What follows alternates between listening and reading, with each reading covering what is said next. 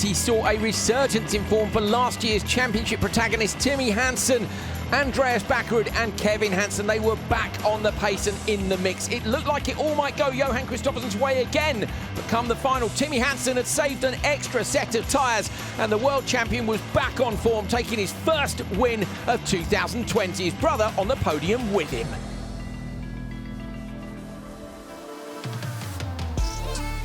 We remain just nearby the beautiful city of Barcelona in Catalunya, Spain, for round 8 of the World Rallycross Championship. The circuit, of course, hosts to F1, MotoGP, but becoming famous now for rallycross action as well. This is where the action's been so far this year. Double header at Höljes in Sweden, followed by Kuvula in Finland, then Riga in Latvia, and now round 8, Spain, Catalunya. We're rounding it up, of course, at Spa in Belgium and the Nürburgring in Germany. This is where we are in the northeast of the country on the coast. Timmy Hansen, the winner yesterday, a brilliant performance. Great to see the world champion back on form. And these are the standings after yesterday's results. Johan Kristoffersson has increased his lead over Mattias Ekström, with Timmy Hansen up to 3rd, Niklas Gronholm drops to 4th, Kevin Hansen up to 5th, Robin Larsson down to 6th, and then it's Bakkerud and Timo Scheider.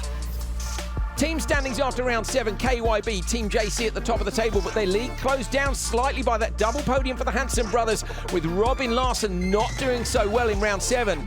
GRX Tanako in 3rd, the rest of the teams bringing up the back of the table. Here is a look at the circuit here in Barcelona. The start, of course, on the F1, straight into a hairpin left, up the hill onto the dirt. It's a jump, then the Joker split. The exit from the Joker is super fast with a merge on that back straight into the long sweeping left, and then a chicane and a run down the hill on the dirt to the hairpin finish. 60% asphalt, 40% dirt.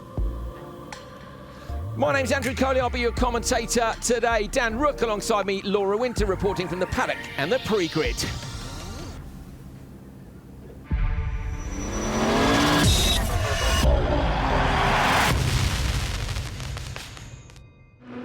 Early Sunday morning for Q1, damp track conditions, nobody quite sure which way it would go. Larsson managed to get the whole shot. Timizyanov and Bennett didn't turn up to the draw yesterday, so they ended up on the outside of the first race. Maybe not where they would have wanted to be. They won't miss the draw again, I'm sure. Larsson looking really comfortable in the KYB Team JC machine, took the flag. Race 2 on the line, let's have a look. On the inside, Kevin Hansen, then it's Patrick Guillaume, Timmy Hansen, and on the outside, Johan Kristoffersson. Bad grid draw yesterday. I say he was last on the list, actually chose 3rd from last due to the no-shows, but not where he wants to be. We know how quick Johan is off the start, but we know that the Hansen squad have been working really hard on starts, traction, drivability, everything. So who's going to get the rev bang on this morning? Good start on the inside for Kevin Hansen. Patrick Guillaume's gone backwards, 3 cars wide. Kristoffersson going to try the cutback, gets up the inside, and Timmy straight away aggressive on the throttle to make that stick. Timmy's got the right-hand side of the track, though. Johan holds the position. So Kevin Hansen with the whole shot. Johan going from P4 on the grid into P2.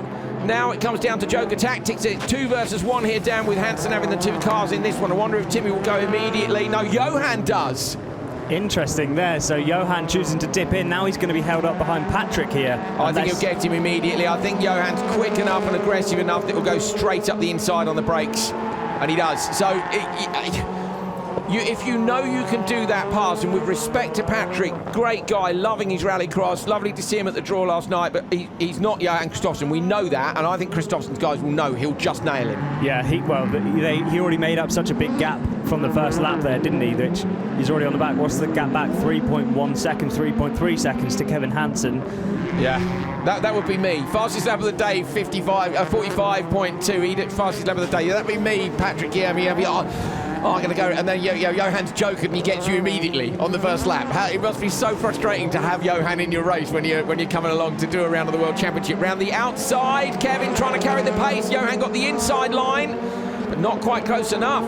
So they respond immediately with Kevin Hansen, and I think they needed to do that, Dan, because if he'd been held up by Patrick for a split second longer, they might have left him out another lap. Yeah, but now they, of course, they got a bit more control of the race now with the leader of those who joked and the leader of those who haven't. So I think now they'll probably leave Timmy out. Definitely. You leave him out, don't you? And you say just nail a few laps. See if you can. He's got to get the overlap on his brother and on Johan. But he's done the fastest lap of the day. Not by much, look. They were both in the 45.2s. It was a 45.240. Now it's a 45.212. So I think today we are going to be talking about the Edox fastest lap of the day quite a lot. Oh, Johan just gets the car rotated a bit more than he thought, turns out, from the corner. I think Johan's got ultimate pace here, really. I think we had that yesterday, didn't he? What was it, 3 seconds in Q1? And I said, yeah, Q1 was good. He goes, Q2 was good. He said, except for the not optimal start, which was fair. At the minute, Kevin Hansen's got it by half a second, but we've got another lap to go. What's Timmy done this time round? It's a 45.1, so he's gone faster again. So it's another fastest lap of the day. Look how close Kevin is into the barrier on the right-hand side, but then you can see Kristoffersson keeps the car straighter. Kevin with a bit more rotation on it. Has Timmy done enough in those couple of laps? 2 fastest laps in a row, I think he probably has. His brother won't run him off the track, that's for sure. And Timmy Hansen, yesterday's winner, comes around the Hansen squad. It was, of course, Kristoffersson who was up in P2, and now they've managed to knock him down into P3. And that's what they want, because in the next session, Dan, that means they're inside him, regardless of who wins this. And, of course, the track looks like it's getting quicker, so they might well not win it. Yeah, they may not. We've got some quicker guys still to come, of course, in the later races. But what we do know is that these two have beaten Kristoffersson on track. Nicely done by the Hansen squad. Kristoffersson as well, good pace from P4. Aggressive, but there's Patrick. Yeah, go on, Patrick, yes. Yeah, good tactics from Kristoffersson. You know, Timmy, the move on Timmy in turn 1 was fantastic. But I think from there, this is the thing, isn't it? Is it's hard to recover from that outside grid slot. And then if you end up there all day, we know the Hansens and Kristoffersson have got good tyres today. Definitely the Hansens. They have carried some over from previous events. Timmy takes it with a 3:13.8, and it is the fastest time of the weekend, so he goes top. Kevin, Johan, both just slower than Larson. More people on the pace today. Looking like it's going to be a great fight. Timmy, after yesterday, that was pretty much the perfect way to start your Sunday. What did you make of that? Yeah, but this one is thanks to the spotters up there doing a brilliant job. So Johan did a great first corner and getting underneath me in the exit from P3. Kevin was really fast, and yeah, when they had both taken the Joker, I knew I have 2 laps now to try to make up some time, and those were 2 really good laps. And you know, finishing in front is the perfect start to the day. But yeah, this one is thanks to a great work up at the spotters tower. Thank you, Timmy. Best of luck today. Thank you. Watch Johan off the start here on the outside. So Kevin and Timmy both got an equal start, to be fair to the Polo, but look at that. He's aggressively on the throttle way before the apex to make sure he's 100% up the inside. And although Timmy had the right for the loose, he had to give it up because the kink was enough to just drop him back. Yeah, and for me, I think the Polo, Johan didn't actually get the start. I think the Hansens were quicker off the line than him, and he knew that straight away, clocked it, went up the inside. This was the key moment, to be fair. Johan had just held on there. He needed another 2 meters to make Kevin have to go properly round the outside. He would have held on. If he'd have held on, I think it would have been more difficult for Timmy then to edge him on the gap. But great tactics by the Hansen squad, to be fair. Yeah, they've really done their worked it properly here, haven't they? Yeah, they've had to. Last week, all that testing since the previous event, and they're back on the pace. Q1, race 3. Liam Doran and Andreas Bakkerud, teammates on the inside. Ekström, Bakkerud's ex-teammate, team boss next to him, and Mandy August on the outside. Mandy was all smiles yesterday. There's the JC Race Technics squad who are running KYB Team JC, leading the team standings from the Hansens, who they will have seen have just done a great job. But they've got Larson splitting them at the minute. Can they get Ekström up there as well? Oh, good start, Ekström. Has he got party mode on or not? Can't quite get round Bakkerud. Gets a nudge. Doran and Bakkerud into each other. That's played into Ekström's hands perfectly. Is Bakkerud alongside? I don't think he is. So it's Ekström from Bakkerud, and Mandy August has got around Liam Doran as well. Bakkerud was joking last night about how Liam's going down in turn 1. I mean, they're always a bit bants, those two, anyway, in the draw. But, yeah, to be fair, they didn't give each other a lot of room there. Yeah, not quite sure they've got their teamwork dialed quite as much as the Hansens there, have they? But definitely not. but still on it. So Liam goes Joker, good move here. Doran yesterday was really impressive, particularly in the slippery conditions of Q1. He looked quicker than Bakkerud did. Looks like grip's up today. They might have had to redial the car a little bit. Bakkerud won't mind following Ekström either, I don't think, particularly if you see the pace of Larsen from the first race. If the track's getting quicker, Larsen's pace was quick, and I'd expect Ekström to be similar. Handbrake into the hairpin at the bottom of the hill for both of them. Let's see the lap time, 44.8. Mattias Ekström first lap, so that's fastest lap. There we go, there's your confirmation.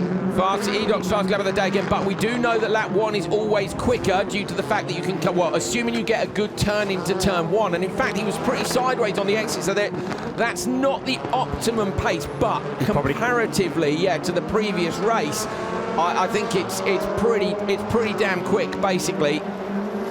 So Ekström here could be on to get to the top of the session. Now, what's really interesting is what happens with Kristoffersson. So at the minute, Kristoffersson is P4.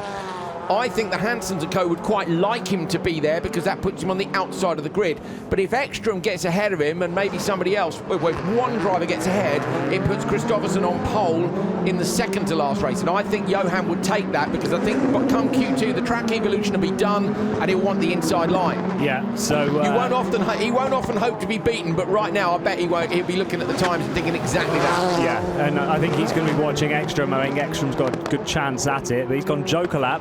Interesting. So I don't know why he's done that, because Liam Doran made a mistake in behind. Well, yesterday Kristoffersson was talking about Joker in first being worth an extra 3/10, wasn't he, with regard to exit speed and all the rest of it. Last night after the race, talking to Hansen, so there'll be a cross it. There'll be a reason for it, put it that way.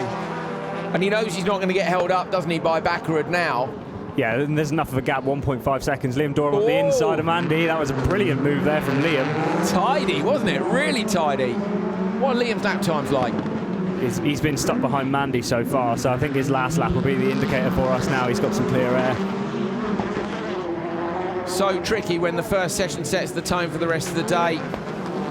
Got to get it right. Ekström then, standard lap. You'd think almost when you'd rather go on the last one to protect in terms of exit speed, but he knows he's got the pace over Andreas here from the looks of things, and indeed he's edged him by a bit more.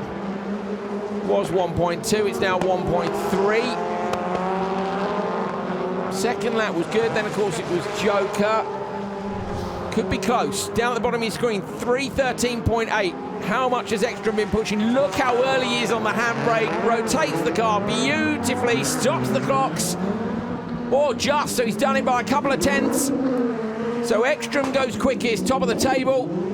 Where does Bakkerud go? Bakkerud goes in between Hansen and Kristoffersson. So Kristoffersson moves down to P6, which is see him in row 2 in the second race. He'll take that, but I don't think he'll want to get beaten again. So if Gronholm goes quicker in the last one, Kristoffersson's outside again. All about where the quick guys are on the grid for me as this day develops through. Ekström wins from Bakkerud, Doran and Mandy August. This is where they slot in. Ekström fastest, so you've now got a JC car, then a Hansen car. JC, Hansen, Bakkerud up there again, so it's a better weekend for the McGann. Kristoffersson down in 6th place, so where will he end up come the end of the session? One race left to go, but Ekström fastest so far. The car's looking way more dialed than yesterday. Good morning, Mattias. That's probably exactly what you wanted after a tough day yesterday. Quickest so far as well. How pleased are you with that? Yeah, no, I had a very good start. A small contact, I don't know on the left rear, but then I had a decent run with one big mistake. But let's hope the others in Q4 are not having such a stress and hurry in the morning. They're still asleep. Thank you very much. Best of luck today. Final race of Q1. Niklas Gronholm on the inside. Got the whole shot behind him. Anton Markman dropping down into P4. It was Niklas who yesterday had been able to pick this grid slot as the first person in the draw. Went for pole in the last race to get the best of the track conditions, but somehow the lap times just wouldn't come. Scheider versus Markland at the merge. Went the way of Scheider after a little bit of contact. Gronholm at the flag, but he was only good enough for P8. Let's take a look at the standings after Q1. Top of the table, Mattias Ekström wins the session after yesterday was a bit of a disaster during qualifying. That's a perfect start for him, and he's going to be lining up with Timmy Hansen, Robin Larsen and Kevin Hansen. So the two teams in the team's championship fight will be in there with both the brothers, and Ekström and Larsen should be a decent race. Then you've got Bakkerud, Kristoffersson, Timmers, Janov and Gronholm will at least be in the second quickest race. Scheider, Markland, Eid and Karai, the top 12. Then Doran, August, Guillaume and Bennett.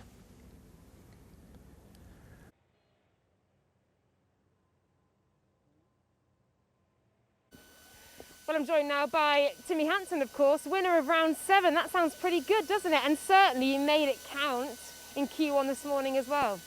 Yeah, that sounds good, and we had a good start to the day. So yeah, from here on we need to continue to build. Q2 will be very interesting with the 2 Peugeots and the 2 Audis, and we're not far apart in the team's championship after yesterday.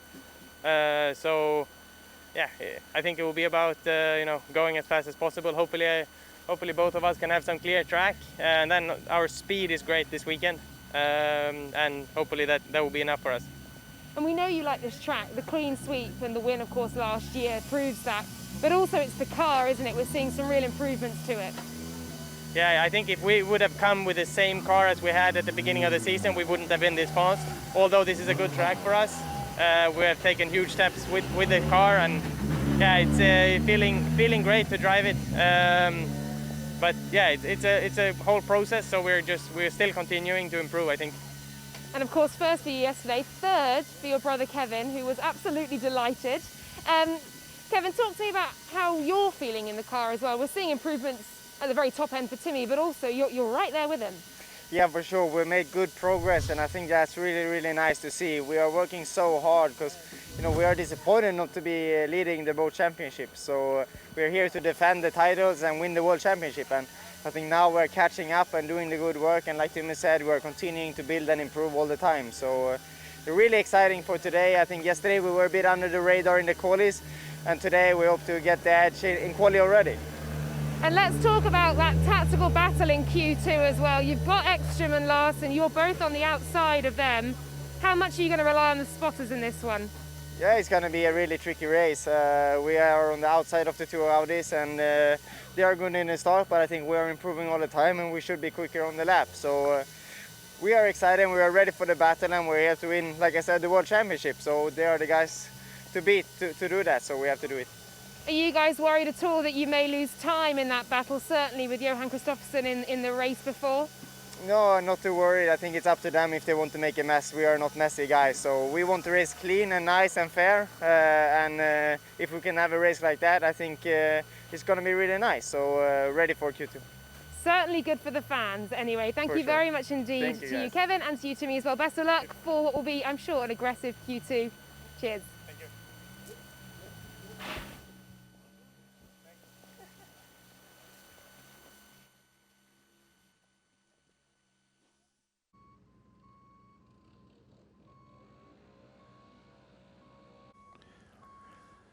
Q2 coming up then. Let's have a look at the standings after that first session. Mattias Ekström, top of the table from Hansen, Larsen and Hansen. So that's going to be an interesting encounter. Then it's Bakkerud, Kristoffersson, Timmer's of Gronholm down in P8. He won't be happy with that. Scheider, Markland, Enzo Eden at the minute. Tamas Karai in P12. So Doran, August, Guillaume and Bennett, they've got 2 sessions left to drag themselves into the semis.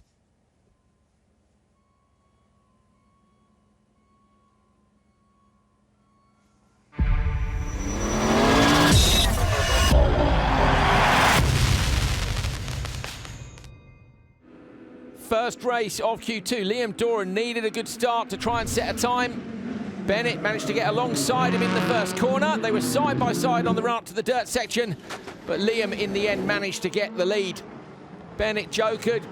Liam around the long left-hander. He just managed to gap him a little bit, but look at this in the last corner. The car runs wide, hits the wall hard and spins round. Bennett comes through to take the win. Here it is from another angle, and you'll see Ollie coming through. There it is. Crosses the line, and Liam was second, losing a ton of time. Q2, race 2. On the inside, Timo Scheider, then it's Anton Markland, Enzo Ede and Tamas Karai. New tyres for Scheider. Got to try and win the start here. Him and Markland sure to be the pace setters. But Enzo Ede and Tamas Karai, both fast starters from the outside of the grid. Thumbs up, revs up, watch for the lights, top of your screen.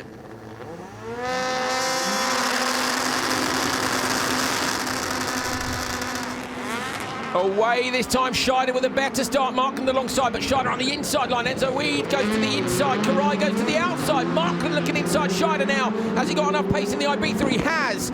So gets around the outside, Enzo Weed dropped back as few car lengths there. Don't know if there's a problem for Enzo or not, but Scheider leading Markland. Markland on the left foot on the brake twice through that corner to try and get the car to turn in. Karai behind him. Will either go Joker this time? I don't think they will because of where Eid is on the track, they don't. No, Eid's gone Joker though, so that does open up the tactics for everybody else now. So, because he's that little bit further back, you might see Karai go in there on this next lap. But then again, if you're Karai, do you stick with these guys and try and keep your pace up a little bit? I think it's about Markland too, is he? Like if Markland feels he's got the better of Scheider, if there is a space back there, Scheider a little bit deep in the chicane. But we've seen a lot of people using a lot more track, Dan. Last year, previous years, super tidy on the XCR. Look at the wheels been through the hairpin. Karai almost collecting the rear of Markland with the speed he took through.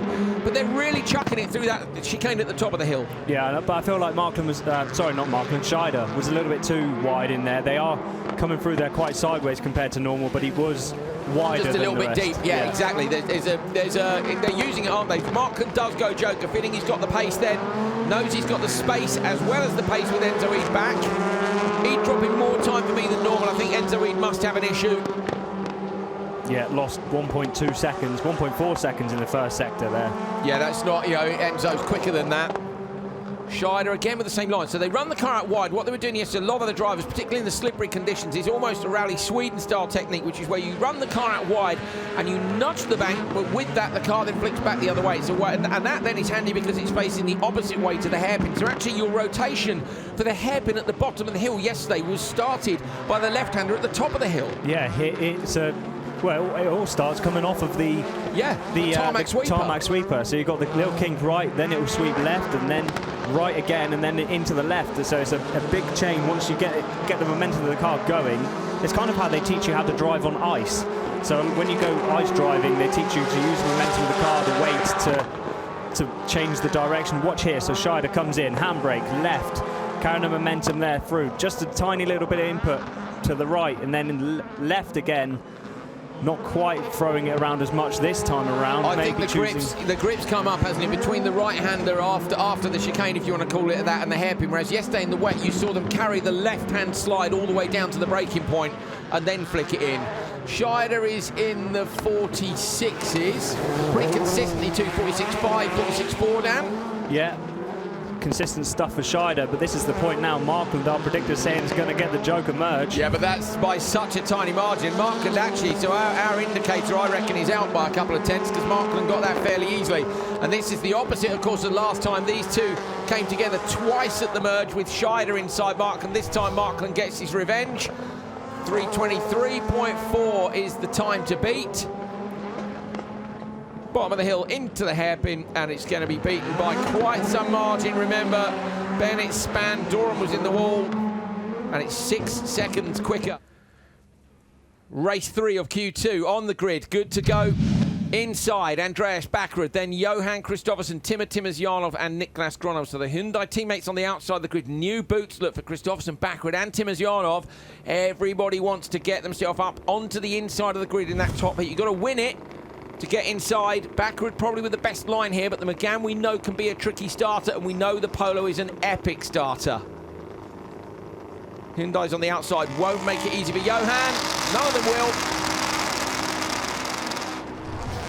Great start, Bakkerud on the inside line, going to hold Kristoffersson off down to turn 1. Round the outside though, Timosjanov's got them both. Can he hold the traction to the inside line? Kristoffersson's down, he's got Bakkerud either side of him. Gronov, 2 bit of contact, Kristoffersson down into P3. Timosjanov leads, Bakkerud is in behind him and Kristoffersson is in P3. Yeah, Kristoffersson getting a little bit bullied there, isn't he? But he didn't get the start that we expected. It was Timosjanov who absolutely nailed that, as Bakkerud's gone to the Joker lap now, so Bakkerud probably feels like maybe he's got a bit more pace than Timosjanov, but that also closes off the tactics for Johan, so that meant Johan couldn't go on that lap because Bakkerud did. I think Johan might have gone as well, given the choice. He's only 4 laps. These guys are quick enough that he probably won't catch them too quickly, but for me, this will be damaging Johan's pace. He'll want to be in the top race, but on the other hand, as we've said already, in some ways, his 5th isn't good enough, though, is it? Because if you remain 5th all day long, you end up 5th. You've got to be 4th in terms of qualifying for the semis, Dan. You want a front row semi start. got to be inside in that last race. You've got to go quickest. This is damaging it whichever way you look. Yeah, massively. And Bakkerud's already caught up to the gap to get a leapfrog all of them. 2.8 look. So smart move there. Johan Joker and Niklas. So Kristoffersson and Niklas go Joker. Here comes Bakkerud around the standard lap. Johan going to try and come with the extra speed around the outside. I don't think he's going to be near enough. Going to go wide on Bakkerud. Then he'll look inside. We saw him do this with Hansen yesterday. Closes the gap up, but can't get past. Now, yesterday, of course, Bakkerud was fantastic. Qualified brilliantly. I think he was up in P3 in qualifying. He was equal to his performance. Oh, Kristoffersson lines up a pass wonderfully, but can't quite find the traction on the exit. Slung the Polo in sideways, but it wasn't enough come traction time. There wasn't enough grip there. And if there's any car out there that can develop traction, it's the Polo, but not enough with that amount of lateral speed. No, too sideways, wasn't it? He just, the tyres couldn't quite grip up and give him what he needed. He looks like he's got so much pace, doesn't he? But I wonder how aggressive we'll see him get here. Andreas runs a little bit wide off of that corner there, but Johan not quite able to make the most of it. It's brand new tyres too. You don't want to use those brand new tyres for an ultimate run. All they can hope, of course, is that the other guys get held up. But if I were Ekström, Larsen, Hansen, and I was looking at this, you'd almost be on the grid going, go and see the other spotters and let them know, let's keep it clean, because they know then that they can make things hard for Johan. Look at Timmy's reaction yesterday. Johan is, what was it? He said it's impossible to beat the unbeatable, wasn't it? Yeah, we beat the unbeatable, and that's the reputation Johan has here, and that's a brilliant position for Johan to be in. And he's, like we said, he's got all the records in World RX. He's a weapon. He's an absolute weapon. So when he gets a bad draw like he got yesterday, Johan got a terrible draw yesterday, and he's going to spend all day trying to recover from it. Hurting him now, isn't it, of course? Yeah, Timmy from the Joker ends up back in P4, so Timmer not quite with the pace behind his teammate Gronholm. Oh, Johan clips the tyres on the inside, takes another wing off the Polo. Done more wings on the Polo this year than I think they've ever done. He's into the last corner, going to have another go to the line, lights it up. Bakkerud gets it by 0.2 of a second. Johan had to try. 3:16.1, 3:16.3. So both of them go quicker, but Markland is in P3 at the minute. Gronholm and Timmer behind. Confirmation look, Bakkerud winning by those 0.2 of a second from Kristoffersson, Gronholm, Timmer, and here is where they slot in. Top of the table for Bakkerud and Kristoffersson. But with 4 drivers still to come, they're going to need to hope for bad results if they want to remain there. Last race is going to be a stormer.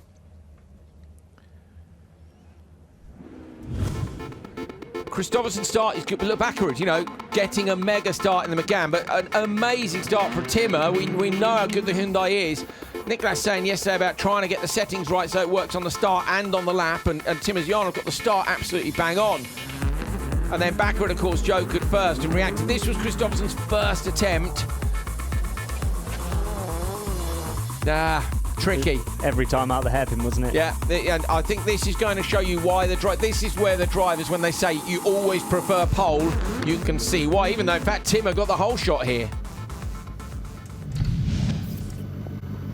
Andreas, an incredibly tight race there, a really good battle with Kristoffersson. How did you see it? To be very honest, whenever you beat Johan, it's a good day, you know. No, but absolutely, I tried my hardest, and I think we did some smart moves out there, tried to avoid the mess in turn 1 and joker early, and I think we did a solid run. I tried a little bit too much to defend Johan in a couple of corners. I don't think he would have driven past, because he would also lose race time on it, so maybe I could open up a little bit my lines to be faster, but I did my best, and I think, yeah, in Norwegian we say, "Jeg skal stå og kjøre I dag," and I mean it. Thank you very much, Andreas. Thanks. Best of luck for Q3.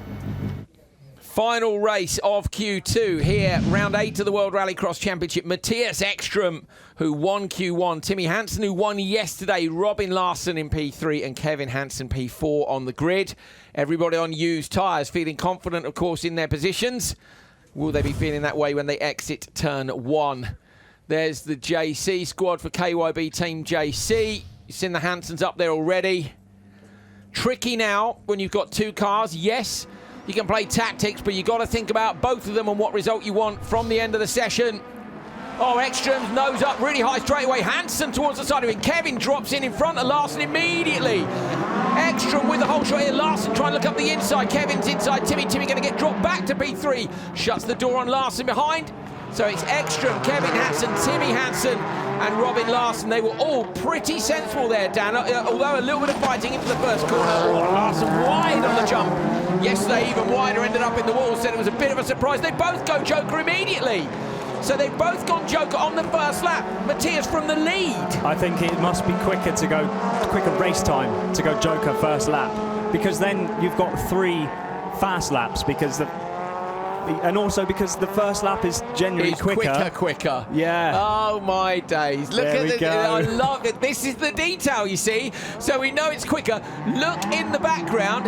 Ekström is already on the back of the Peugeot. So unless the Peugeots are willing to give up their own race time, which they're never going to do, if they gave up their own race time, they can make it a problem for Ekström dropping back down the pack. But they're not going to do that, because then they drop back down the pack.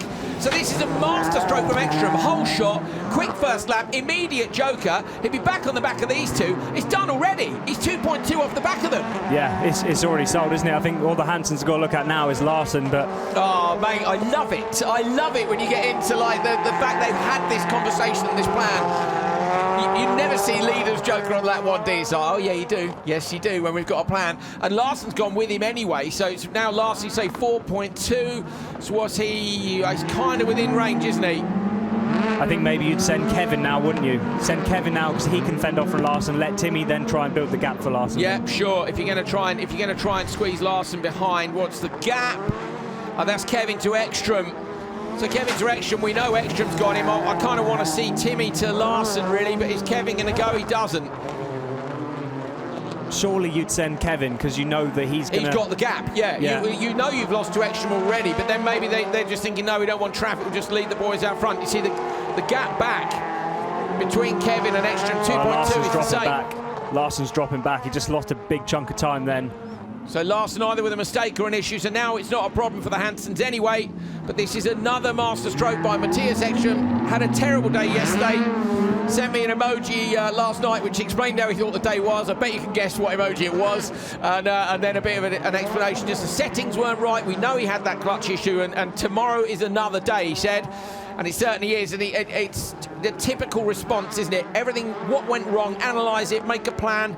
And look at this, Ekström through the standard lap.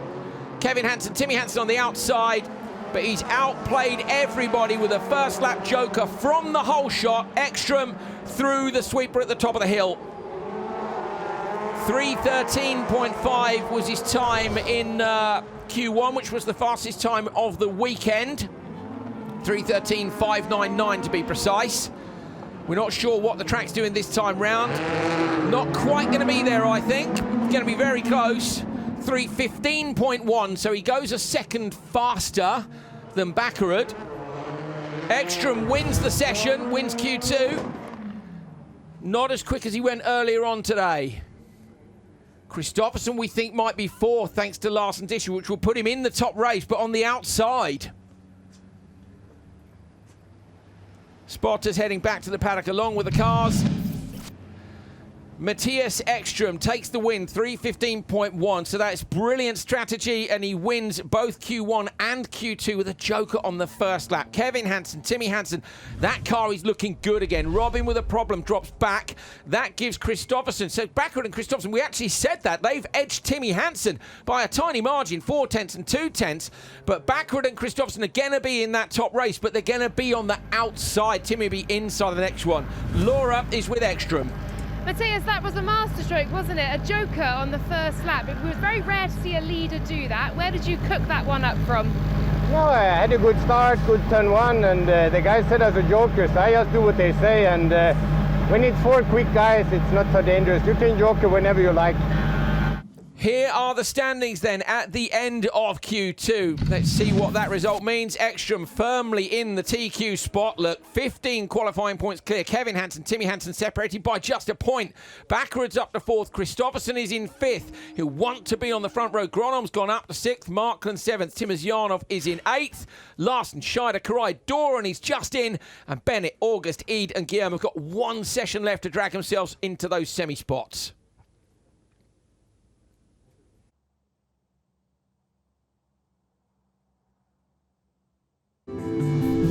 slow motion time in Barcelona. We've got some shots for you from free practice on day one. And this was Liam Doran up over the jump in the McGann. Super green track conditions this time, Dan. Yeah, we saw Liam out in this session actually fully sending it on the slippery surface, as you'll see here coming in, cranking the car, dirt flying up as he's scrubbing in the track there, but nailing the apex. Yeah, Liam was feeling the grip in a different way from some of the others, really chucking the car about. Seeing roosters there from underneath the wheel arches. Larson over the jump. They were flying higher later on in the day, Dan, because they had more grip on the run up to it, but you have to be careful on the landing as well. Yeah, because you've not got very long to brake. You can see here they're already on the brakes, turning right to set themselves up on the tarmac as well. So getting the car a little bit rotated where it's a bit slippier. You can see all the wheels facing straight now at this point as he's riding the slide all the way through. You might see a little bit of opposite lock, only a tiny little touch. Doesn't have to do too much with the car. Uses the weight transfer to move the car around more than the steering at this point. Yeah, beautifully done there by Larson. You can see, in fact, as well, just the little crest that there is as they transition from the dirt to the tar. It's bumpier out there than you think. We had a wander around the track yesterday. Kevin Hansen through the long left-hander, low sun early in the morning, and then standing on the brakes. And this is one of the hardest parts of the circuit. High speed, weight transfer, balancing it, trying not to get too late. Yeah, and a little bit of understeer running in there for Kevin. You can see the transition bump there. You can see the front of the car diving down and then trying to switch the weight of the car around as you come onto the loose surface for the tight left hairpin here. You see the guys running the cars a bit wider here than we have in previous years. Opposite lock there for Kevin as well. Bit of a slide on. Maybe not what he fully wanted. You don't want to be doing too much opposite lock, but nailed it though. Yeah, lovely job.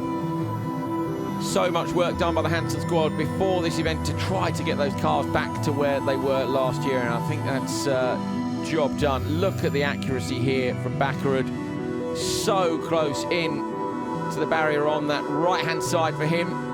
Visor down because of that low sun, and then Dan looks like a little bit of handbrake to get the car rotated here. Yeah, of course, and the McGann a little bit longer than the other cars, so the weight transition doesn't quite work as well, but you see the wheels spinning there as you're trying to get a little bit of traction. Not quite got the same slide as Kevin Hansen did through there as well, but a bit smoother there for Andreas Bakkerud on this run, and everybody was feeling their way around. Good job by him.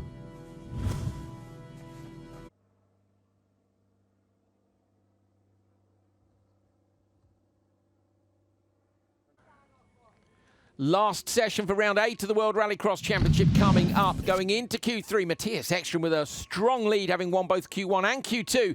Kevin Hansen, Timmy Hansen, Bakkerud, Kristoffersson, Grono, Markland and Timmers, Johan of your top 8. Larson, Scheider, Karai and Doran currently inside the top 12.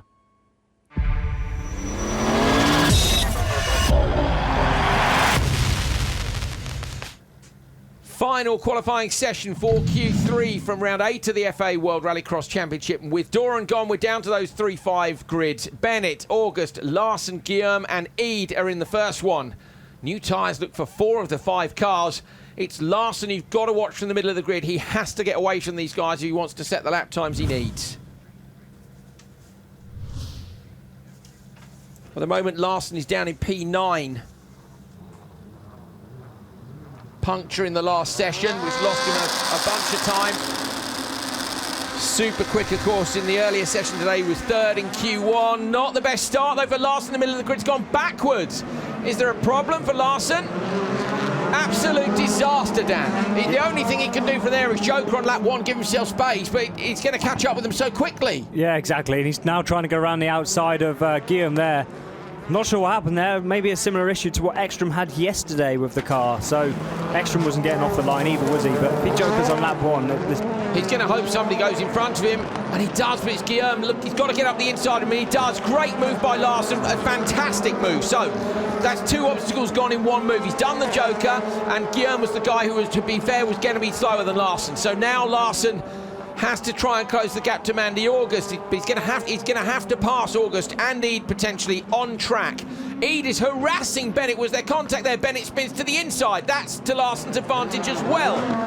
So it's piecing itself together. It's never going to be a TQ time this from Larson, but Danny just He won't believe his luck seeing Bennett at the side of the road there. Yeah, damage limitation now, isn't it, for Larsen? But yeah, Bennett gets going again there. So I think there was contact from Eid there. But now that's Eid out in front, so... Well, Bennett as well, don't forget, was P13 until Doran withdrew, meaning that he would be P12 after this, in theory, if he'd had a decent run, but he hasn't. So Bennett's dropping back.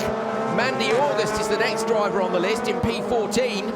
Enzo Eid behind her, so yeah. Yeah, of course, they're all on equal points. We've got Bennett, August and Eid. So at the minute, so it's Eid versus August on this one. They're both going to have their eyes on a place in the semi-finals. Looking like Eid, isn't it? Well, oh, and a mistake from Andy August lets Larsen through as well. So August goes deep at the head, but it's like the sea is parting for Larsen. Some sort of magic trick he's pulling off here. Larsen, every time he gets to someone, the door opens. Obviously looking in the mirror, he's going, it's Larsen, and just moving out the way. Of course, they're not doing it on purpose, but big flick in. Enzo Eid out front. Now, Eid could, yes, it's under investigation. So Enzo Eid is under investigation for contact with Bennett, and that might well mean, as Larsen lays down a black line on the brakes into the sweeper, high-speed stuff. If Eid gets a penalty and is dropped behind Mandy August, then that might put August through into the semi-finals, which would be epic for her on a World Championship debut weekend. Larsen full gas with Eid in front. Eid's not very patient on the throttle coming out of the hairpin there, is he? I like just guns it. Yes, he's like, just lights it up. Then we look at the data and going, Enzo, you're losing time here with wheel spin. He's saying, I'm having an awesome time. Leave me alone. Yeah, leave me alone, I know what I'm doing. So Larsen into the left-handed hairpin, Eid into the joker, and somehow, from one of the worst starts of the weekend, has he got an issue, as Dan says, like Ekström had yesterday, but Larsen somehow has pulled it out of the bag with the help of people falling out of his way, basically in front of him. I'm hoping he's going to have a chat with Laura and she can ask him what happened. P5 to P1. Larsen around that final corner, heading to the line. 3:17.9. And in the previous session, that would have been about 7th or 8th.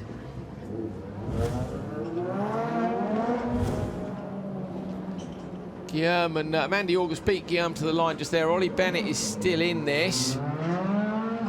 So at the moment, that would put Eid into the semis with Doran out, but Eid is under investigation for contact with Bennett, which might promote Mandy August. We'll see. Larsen, Eid, August, Guillaume and Bennett. Feel a bit sorry for Bennett there, to be fair. Could have dragged it into the semis again like he did yesterday. But the stewards will pick the bone to that. Robin, an absolute nightmare start for you there. You went from P5 though to P1. Just talk us through what happened. Yeah, we have some problems with the clutch, like in Q2. It just slips out of the start, so nothing happens on the gears to the first corner. So on the track it's working, but not in the start. So I lose too much in the start, and yeah, the car feels good today, but it's been a rough yesterday and a rough today with the puncture over the jump. But I don't know, I didn't do anything changeable to the other heats, but yeah, it's just one of those weekends when everything goes wrong. Oh, I'm sorry. Better luck next time. Thank you, Robin. Race 2, Q3. Inside for Anton Markland, then it's Niklas Gronholm, Timo Scheider, Timur Timosyanov and Tamas Karai. Karai down in 11th. Selection of new tyres for a few people, not for Gronholm, look. New on the rear for Timosyanov. Wonder how many people will be saving tyres for the late stages, having seen what Hansen did yesterday. And we know that Ekström did a similar thing in Latvia to make sure you've got your peak performance for the end of the day.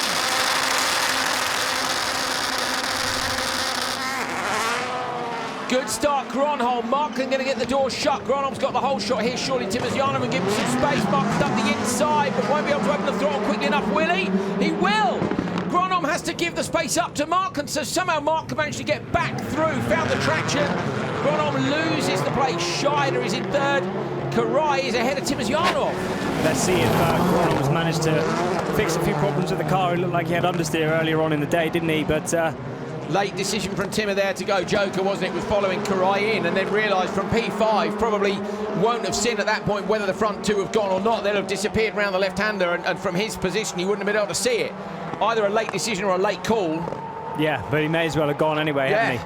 From fifth, yeah. Well, unless, as you say, unless somebody had gone in front of him, which he wouldn't have been able to see. But there would have been a big enough gap because he was that bit further back anyway.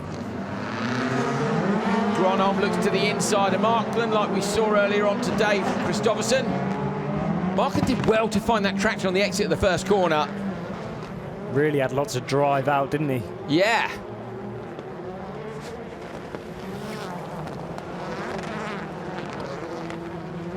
Three leading cars continuing to circulate. Meanwhile, Timosyanov is only 4.2 off. What are Timmer's sector times like, Dan, compared to the guys in front? So 0.6 quicker on the first sector, matching on the second. So looking like he's closing the gap down a bit.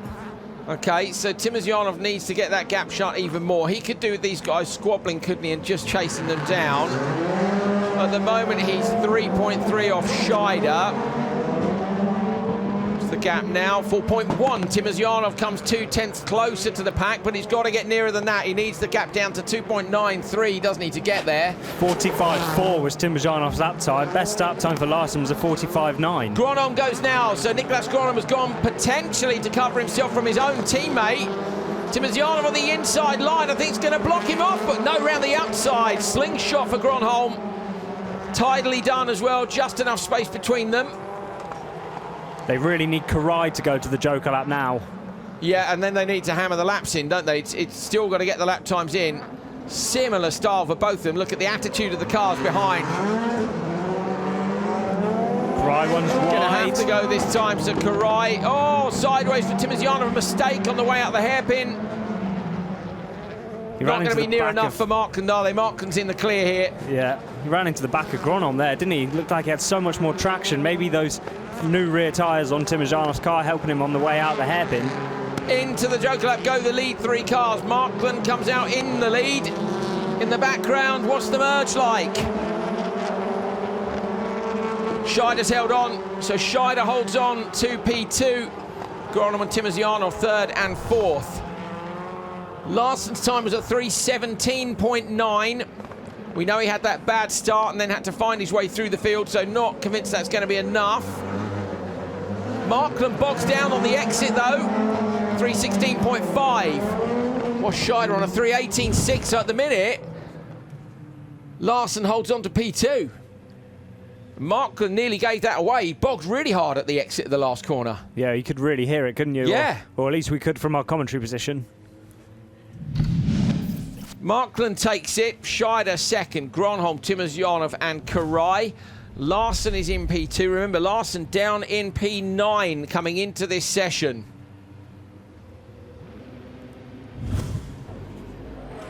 Look at Gronholm's start, really good, Dan, but watch Markland. Yeah, so, a little tap actually into the back of Gronholm there from Markland, which pushed him a little bit wide. I mean, it wouldn't have been enough, but yeah, really hooked up, got the traction, didn't he, on the run out of the corner there. But, well, he needed to do it because obviously he had, looked like come the end he had ultimate pace over Gronholm. Just have a look at the times.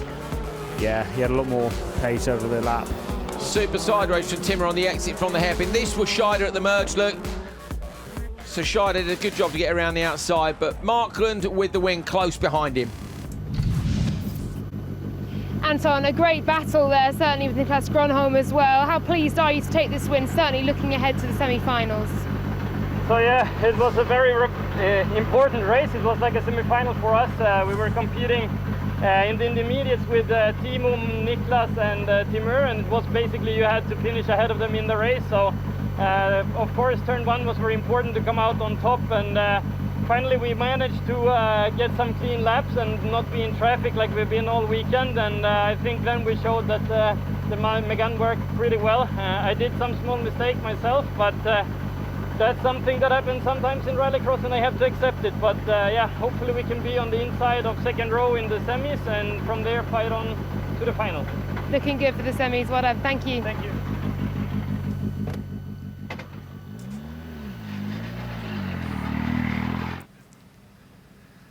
Final race of qualifying for round 8 of the FIA World Rallycross Championship. Ekström is in a very strong position in the TQ spot on the right-hand side of your screen, left-hand side of the grid from the back. He is your pole man. Kevin Hansen, Andreas Bakkerud, Johan Kristoffersson and Timmy Hansen. New tyres on the front for Bakkerud. It's a big lineup, isn't it? The Peugeots are back on the pace. We know the Audi's quick on the inside line. Kristoffersson is currently in 5th place and needs to be on the front row for the semis. He's got to beat Bakkerud and he needs a couple of cars in between them. Good start by Bakkerud in the middle of the grid. Kevin Hansen gets squeezed and goes backwards. Ekström has to give up the spot to Bakkerud. Timmy tries to go around the outside of Ekström, gets pushed wide by the rear wheel. Kevin looking to the inside of Ekström, thinks better of it, drops just in. Kristoffersson is at the back of the pack, and the man he needs to beat to get onto the front row in the semis, Bakkerud, is in the lead. You'd put Andreas straight to the Joker lap now. Come on, do it. I want to see this big move. Let's see if Mansfield goes for it or not. He doesn't. Ekström goes immediately, so Ekström's gone to the Joker. They've left Bakkerud out there, and Timmy's gone with him. Interesting. So obviously they saw Ekström's move last time, but it's also worth following Ekström, isn't he? He was the top qualifier so far today, isn't he? He's got the pace. So Bakkerud now has got to prove with those 2 new tyres on the car that he can do the laps. Kristoffersson's been released into 3rd place. I wonder what they'll do with Kevin. In some ways, you leave Kevin where he is, even if you think Johan is, if it's compromising it, will drop Johan back a bit. But then Kevin is ahead of Timmy in the standings. You can't sacrifice one for the other. Little nudge from the rear, maybe on the way in. Again, slightly more sideways from the Peugeot than it is from the Volkswagen behind. Volkswagen lands incredibly well. Nobody jokers from the top 3. Ekström is 3.4 behind. Watch that gap, the 3.4 to the leader Bakkerud. Got to get that down to within reach. Can Bakkerud hold on out front? If he can, this is a real turning point for him this weekend. Oh, Kristoffersson, same move as he made yesterday on Timmy, but just backing out of it enough with the front bumper, no contact there. Down towards the start-finish line, down the hill now. Ekström looking for the gap. Wait for it when they cross the line this time round. Timmy Hansen and Ekström sideways sliding under the commentary position. And it is what? 3.4, the gap back to Ekström. So they're maintaining that gap. Lap times are very similar. It's good pace by Bakkerud then. I was expecting to see Ekström close in on him. He's gone Joker this time. So this time Bakkerud goes in. They think he's still got enough to get round Ekström. Ekström's on the inside line. Bakkerud going to carry the pace around. Does it? Andreas Bakkerud around the outside of Mattias Ekström to hold the lead. Stayed out for an extra lap before he jokered. Kristoffersson's joker looking is in P5. Kevin Hansen at the front now has got 1 lap to see how many of these cars he can stay in front of. At the minute, you'd have to bet on him dropping in between Timmy and Johan. I'd almost say that... oh no, at the bottom of the hill, up the inside. Timmy Hansen trying to get past. Ekström almost found enough space and enough traction. Yeah, but just couldn't quite get it nailed, could he? The tyre smoke coming off of the car, but... the urgency, you want to get on the gas, don't you? He's going go, go, go. No, not enough traction. It's the discipline, isn't it? But has this given Kevin enough time? Kevin Hansen on the outside. Timmy in the middle of that pack. Kevin might get past them all here. Ekström trying to hold the line, and he does. Kevin Hansen into P2 behind Bakkerud. Nicely done by him. Great lap to hold on to that position. Looking like when we saw the gaps at the start of the lap that he was going to slot in down in 4th, and instead he slots in 2nd. Kevin is having a brilliant weekend here. He's 2nd in the qualifying at the minute, and if he comes down into P2, he's going to hold on to that. He'll be pole man in semi-final 2. Bakkerud takes it from Kevin Hansen, Ekström, Timmy Hansen and Kristoffersson.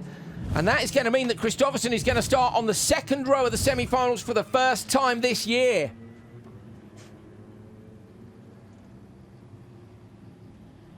Bakkerud 3:14 wins the session as well. There it is, 3:14.671. Kevin Hansen, Mattias Ekström, Timmy Hansen, Johan Kristoffersson. And where do they slot in? Bakkerud and Kevin ahead of Anton, Ekström, Timmy Hansen, Kristoffersson. Larsen gets 7th. That will bring him up the points a little bit. We'll have the standings for you very soon. Ekström just doesn't get a good start there, does he?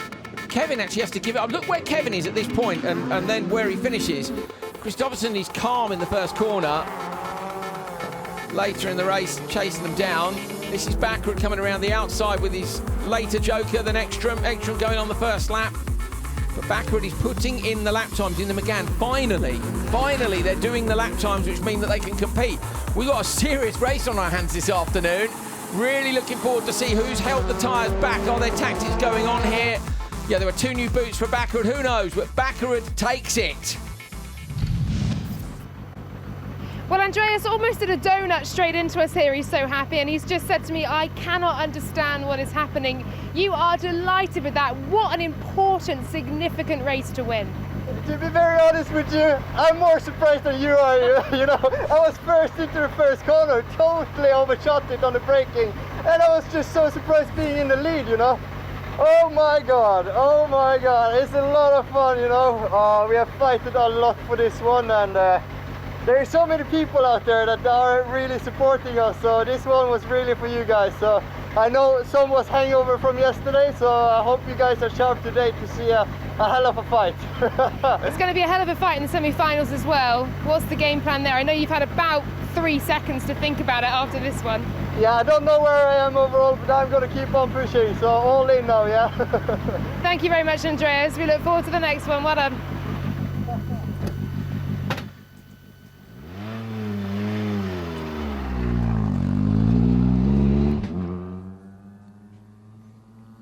Qualifying finished for round 8 of the FIA World Rallycross Championship, and this is how they stand. Mattias Ekström, the top qualifier today, and Andreas Bakkerud moves up into P2. So Bakkerud's gone up into 2nd place. Incredible performance by him. Kevin Hansen, Timmy Hansen, 3rd and 4th. Kristoffersson is in 5th, so he is on row 2. Markland, Larsen, Gronholm also taking up the row 2 spots.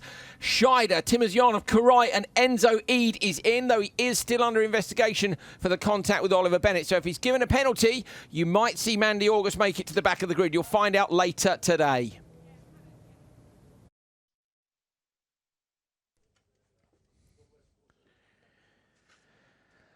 Won't be long before the semi-finals are underway here for round 8 of the World Rallycross Championship. The sun is beating down on the circuit. It was a bit cloudy earlier on, but a 27-degree track temperature and 19-degree air temperature. Looking forward to semi-finals and final action. Now, Oliver Eriksson is here. He's a double RX2 champion, of course. He's also leading the European Rallycross Championship, but he's here on a bit of a special mission this week. Ollie, great to see you here. Not here in an RX2 car, but an RX2E car, and you've been doing some demo laps as well. Just tell us a bit about it. Yeah, it's been a lot of fun getting the track out for the first public laps ever in an official FIA Rallycross series. So yeah, it's been a lot of fun showing off the car and showing what it can do. And the car as well, significant improvements in terms of power, in terms of torque.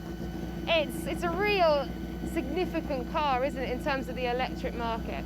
Yeah, for sure. With the electric we have the instant power and stuff, but for this weekend we haven't quite been on top of the power yet. You know, we're still developing as we speak.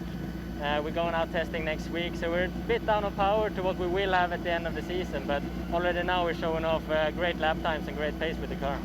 And just as we hear the roar of this car in front of us here, it is quieter, but it's actually not super quiet, is it? There's still a real zing to it. Yeah, for sure. It's a bit different sound, so to say.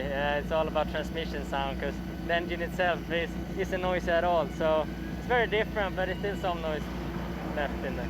And you're heavily involved as well in the development as much as driving and testing. Talk to us about that and how much work you'll be doing with that car in the coming months. Yeah, for sure. Having the opportunity to be the development driver of the newest and the first FIA Rallycross electric series car, it's been a lot of fun, you know, learning about this whole new trick with electric, also adapting to it and also giving the feedback back to what us rallycross drivers need to seek in a car. And it's been working really well so far, and yeah, as I said, the schedule is to keep on developing and make the car even faster. And just finally, the differences in driving for you between an RX2 car, which of course you're so used to winning in, to driving in, to driving the RX2E. It's a bit of a different, you know, the chassis is very similar in many ways, but of course the powertrain is completely different. But the power is there, a bit more power than RX2 and much more instant, but also it's not connected front and rear, so it's about learning how to use both engines the right way to get the maximum grip out of the car. And yeah, we're still learning about that and how to use that well and so on. Thanks very much, Oliver. Thank you.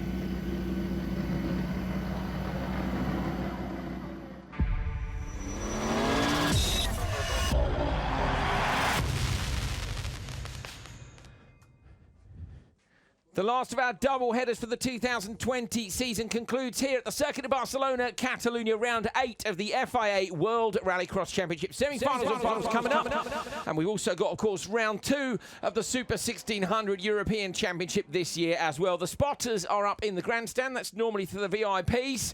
The drivers are down on the pre-grid, and we are looking forward to this. My name's Andrew Coley. Joining me on commentary, Dan Rook, Laura Winter reporting from the pre-grid and the paddock. This is where we are at. Mattias Ekström, the top qualifier, and that is actually Ekström's 9th time in the TQ spot. Bakkerud with a brilliant P2. Kevin Hansen, Timmy Hansen on the pace again. Kristoffersson is off the front row for the first time this year. Anton Markman, Larsen, Gronholm, Scheider, Timmerjan of Karai, and Enzo Eid into the semi-finals again. And today, not having to give that position up. Said he had a problem yesterday, but he's in again today. Odds to semi-final 1, as always. Evens to semi-final number 2. Now, earlier on, Laura had a chat with Andreas Bakkerud, who is on pole, of course, in semi-final number 2. Brilliant, brilliant weekend for Bakkerud so far. Andreas, big pressure for you. This is probably the best position you've been in going into a semi-final so far this season. What's the emotion for you? Absolutely. Like, first of all, I actually enjoy it very much. It's nice to be able to, you know, fight for small tents and try to be in the mind game, and like mentally, it's a great position to be at, because like pole position, there aren't anything better than a pole position. Okay, the start line position is a bit worse traction wise, but other than that, it's great. It's been fun to be fighting in the top again. What are you expecting from this semi-final as well? Very hard to predict. Right now I see Timmy on 4 used, I'm on 2 new, so he's waiting for the fight for the final. So it's a bit like, should we also go on used? Should we take the chance and the risk? But I would like to be up there for the final, so better to do the fight in the semi, I would guess, to make sure that we get through. So yeah. Excited though? Yeah, all in for the podium today, yeah. Absolutely. Thank you very much, Andreas. Best of luck. Thank you.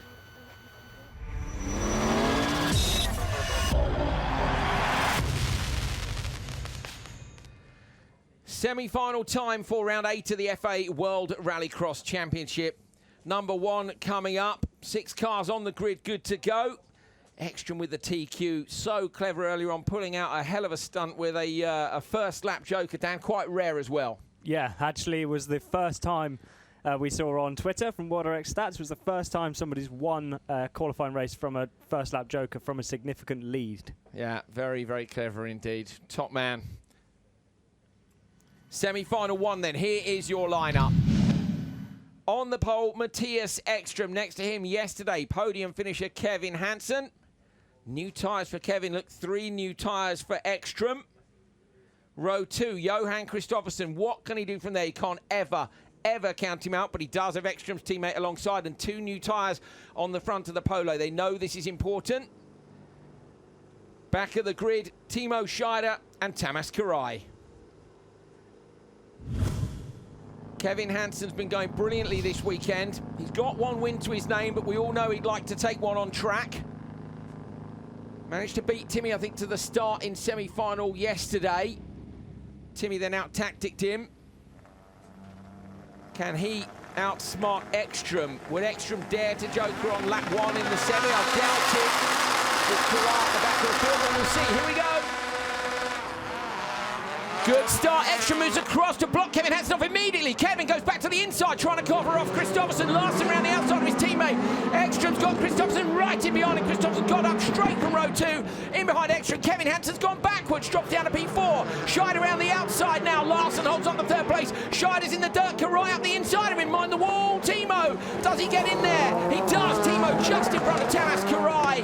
Down the hill now in towards goes the Joker. Kevin goes Joker straight away. Scheider's gone in with him. Karai joins the back of the train.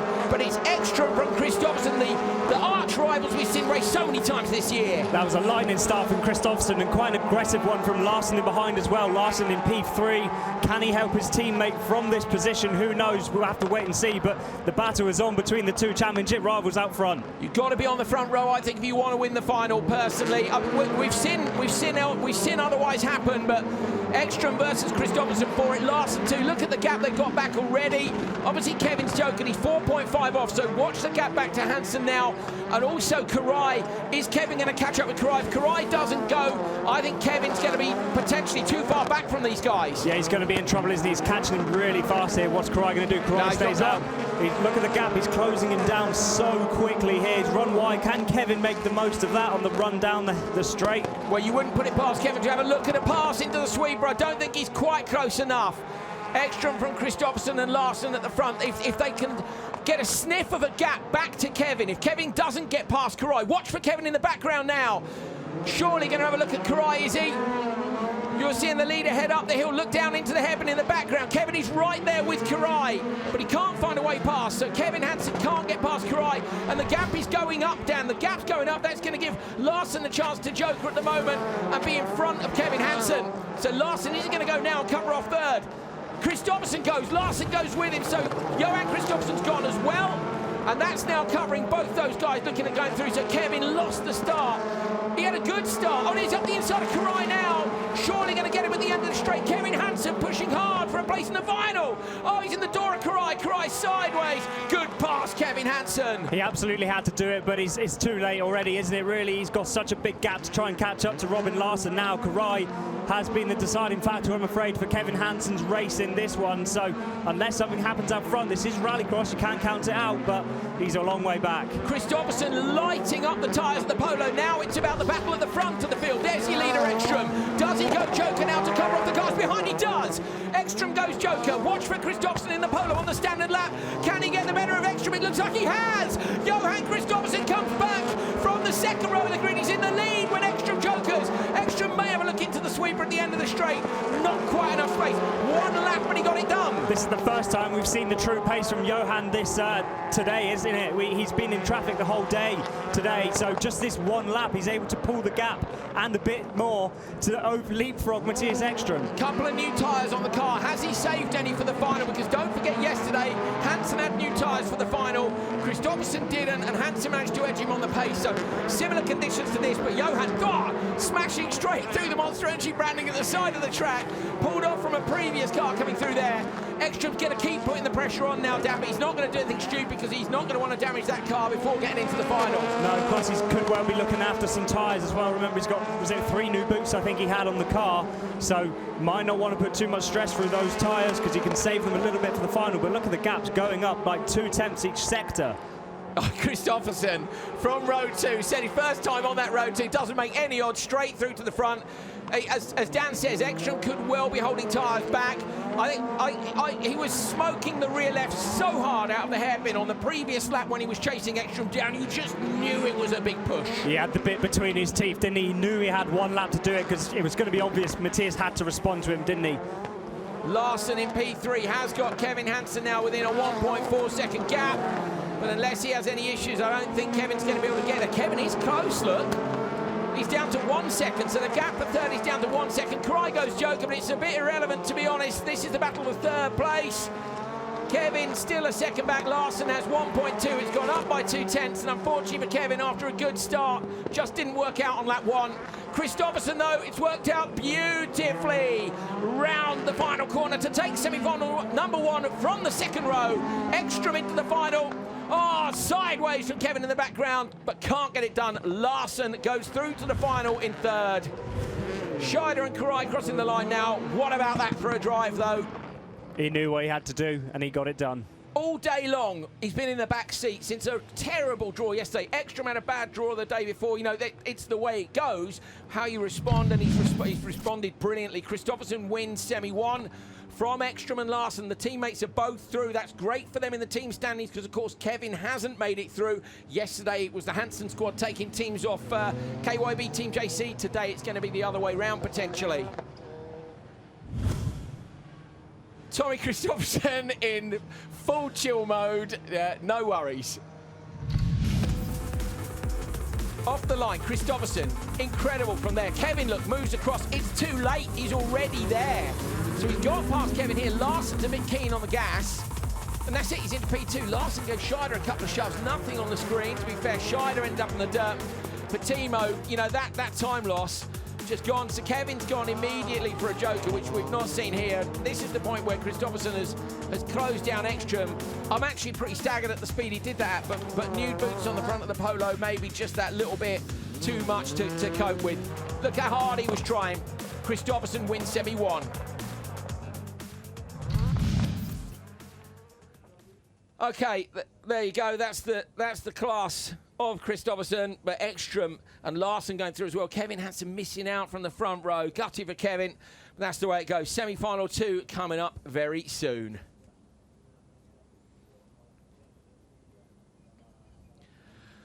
Dan, what's your thoughts on that then? I'm kind of, okay, new tyres were needed there for Johan, I think, to guarantee, not all new, was it? Was it two on the front, was it? 2 on the front, yeah. So he needed those tyres to get in. We can take another look back at some of it. I'm keen to see the start again. Right, so watch Johan and Kevin. So Kevin's off the line, look. Timo goes inside, Larsson goes outside. But I say, Kristoffersson's just got a brilliant start, hasn't he? And poor Kevin, he's dumped from P2 to P5 in an instant. Yeah, and Scheider being pushed out by Larsson as well. I think Kevin kind of had to react to Mattias. Mattias moved across on him, which opened up the door for Johan to come up through. Yeah, and once Kevin had tried to shut that door, in fact, I guess it's kind of clever from Mattias, isn't it, to take away the opportunity for Kevin on the front row, but that did open up the door for Kristoffersson behind. Right, this is the third lap. That's your backpack, and I think if Karai had jokered, there was a chance then for Kevin to make it up, but this was the joker from Kristoffersson and Larsson. See, the thing is, if they jokered Ekström from the front, they'd have given Kristoffersson the clear air, and he probably would have waited 4 laps to go. Kevin making a pass, tiny bit of contact, but good pass, wasn't it? Yeah, very clean, really. Okay, this is the 4th lap, so Ekström now, look at this. On the limiter, bit of opposite lock, down into the joker. He's coming through here now, and he'll see Kristoffersson. You'll be urging the car up the hill. He's really trying, isn't he? But closing the gap, but just not closing it enough. Not quite close enough. So Ekström then in P2. I wonder what the tyre strategy is for the final. This is the thing, is what is the tyre strategy for the final? But still, you've got Kristoffersson. Where's he? He's qualified 5th, so he's going to be front row, but I think he'll be outside, won't he? No, unless, well, that's if Bakkerud or Timmy wins semi-2, because they qualified ahead of him, I think. Yeah. Yeah, so it goes back on count back on points. Yes, it will be. So because Kristoffersson qualified 5th, if either Bakkerud or Timmy Hansen wins semi-2, I think they will take the inside line in the final. Kristoffersson looked 22 points ahead of Ekström. Is that the same as it was? Yes, I'm trying to think if they lost a point, gained a point. Kristoffersson would have lost, no, yeah, it's come down, hasn't it? So Kristoffersson lost 4 points to Ekström in the qualifying portion of today. He's just taken 1 point back off him again. So the gap going up and down constantly, but it is crucial. You know, we've got today and then 2 rounds to go to decide this title.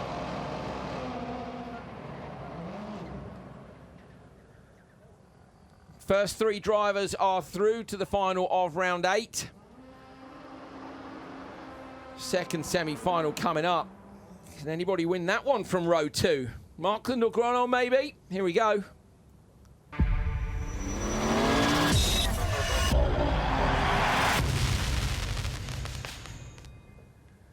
Semi-final 2 on the line. 6 more cars for 3 more places.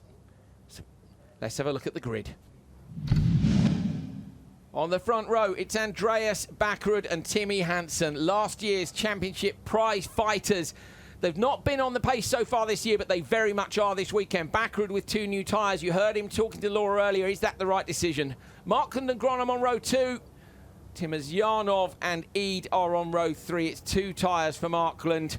What have they done on the back row? 2 for Timmer as well. Hansen squad up in the stands. Maybe easier with just Timmy in this one. No team tactics though, obviously. Bakkerud and Timmy, you know the history. They're both going to want to make the final. They're both sensible guys, but this is turn one. Here we go. Good start, Bakkerud in the inside. Great start, Timmy Hansen as well. Gronholm tries to come all the way around the outside. It's super sensible in turn one. Markland may be up into P3 here. He is, so Markland is in third place, Gronholm in fourth. Eid gets past Timosyanov. It's Bakkerud from Timmy Hansen. Very sensible, Dan. Yeah, very sensible indeed. But Bakkerud there doing the job he needed to do. Didn't quite get the best of starts out of everybody on the grid, but he did say that he felt that the starting on pole wasn't the grippiest of places here as that Timosyanov. Yeah, Timosyanov lost the start and lost out to Eid. And Eid's done brilliantly to be in the semi-finals in the World Championship, I think for the first time here. I'm sure for the first time here. Of course, yesterday he was in there, but gave up the spot for Larsen. But Timosyanov will need a bit of space if he's going to get round him. It's interesting, isn't it? Because you'd bet on Hansen and Bakkerud going through, but with the form of the others, I'm not sure who's going to take third. Gronholm needs to find the form from last year and get the car back underneath him. Yeah, and there's something that we've seen glimmers of this year, isn't it? But not so much this weekend. We've seen a couple of fastest lap of the day, Andreas Bakkerud. So, well, that must be quicker than Kristoffersson. Yeah, 44.779. So, again, the McGann has been dialed. They've been nowhere, Dan. These two guys who last year everybody loved watching that championship fight go right down to the wire. They've been nowhere. Now they're back on the pace. I can't call this final this afternoon. I want to see the tyre choices for the final, but I think it's going to be really tough to see who's going to take it. Front row start's got to help, but look at what Kristoffersson did from row 2 in the semi. Yeah, exactly. But then that polo is a weapon off the line, isn't it? And I think it all played into his hands a little bit in front of him off of the line. Andreas runs a bit Bakkerud wide. Runs a bit deep. Timmy has a look. Not quite enough room this time. So yeah, Andreas holding up the Timmy maybe a little bit here. Just having a look at the lap times. Yeah, Timmy Hansen 2 tenths quicker than him on that previous lap, but that could well be from the mistake and the hairpin. Looking back, can Timmy go Joker? He can. So Timmy's gone Joker. They think they've got enough time to get him back out before Enzo Eid. That's what they've been waiting for. Eid's gone Joker anyway. Now Timmy's got clear track in front of him. So the gap obviously going to go up, but Timmy will be the leader of the drivers who's jokered. 3.2 at the back of Bakkerud. I think Bakkerud will go immediately in response to it. What do you think? Yeah, I think so. If not this lap, maybe the lap after that. I know that they're not going to wait until the last lap, but they need to see if they got the gap as well, because what happens if Gronholm doesn't joker? He could end up getting held up with him a little bit here. Yeah, in theory, see, Gronholm could hold up Timmy for them, not you know, by choice, not as a team tactic, but if Timmy gets too close, they might keep an eye on that. At the moment, the gap is in favour of Bakkerud. Is he going to go Joker? He does. Bakkerud's got Joker. Watch for Timmy from P4. Bakkerud round the outside, Timmy on the inside line. I think Timmy might be quick enough here. Is he going to shut the door? And Andreas! No, we need to see the merge. Where is it? Oh, Andreas just round the outside of Timmy Hansen, who has a look on the brakes at the other end of the straight. Bakkerud somehow held on. That must have been so close. Yeah, I'm sure it was really tight around the outside there. Unfortunately, we missed it. Gronholm sideways now, so Gronholm is the leader. But of course, Gronholm not jokered yet. Andreas has done the business. He's now in front of everybody's jokered. Runs a bit wide. Timmy trying to find traction, can't. Gronholm in the lead, but Markens within 2.2. This is game over for Gronholm, really. All he can do is be a bit of traffic for these guys, but Timmy will make, if Timmy sees an opportunity, he will go for it, because he'll want to beat Johan again, and he will know the significance of being on the front row. Of course he will. He's going to be gunning for it, isn't he? But Andreas isn't leaving enough of a gap for Timmy to try and make a pass on him, is he? But it just depends now what happens if he catches up with Gronholm, gets held up somewhere. I think Andreas has got to be a bit careful here. He doesn't push too hard onto Niklas, just watch his defensive now. So keeping it tight and tidy in the background. You can see they're a bit tighter than Gronholm. Gronholm's had to really thrash the Hyundai this weekend, and you know what I mean by that. He's run wide of the hairpin. Oh, Gronholm's a bit deep again. There's a train of cars in behind him. He hasn't jokered yet, and now the gap's come down to Markland, so they've kept him out there for one last lap. They had to, Dan. They had to hope that he could do the good lap and get in front of Markland. Yeah, you've got to give him the opportunity, haven't you? They would have said on the radio, you need a miracle here, but it doesn't look like it's going to work out that way. Bakkerud, Hansen and Markland on the standard lap. Timosyanov as well. Gronholm might get his teammate just around the outside. He does, but it's P4. And the GRX cars are not going to make it through to the final, unfortunately, on their 30th event. They made their debut here in 2018. This is 30 events for GRX. But Andreas Bakkerud and Timmy Hansen. Timmy the winner yesterday. Bakkerud feels like he's winning all day today. He's been nowhere all year and now he's winning the semi-final, going through to the front row. Timmy Hansen for row 2, Markland for row 3. Gronholm and Timmy weren't so far behind. Here comes Nyirád as well. Well done, Enzo. Tactical, very tactical, clean battle there. Great job from Bakkerud to get that merge around the outside of Timmy Hansen. We think. Bakkerud gets it from Hansen and Markland. Gronholm, Timmerziano and Eid miss out.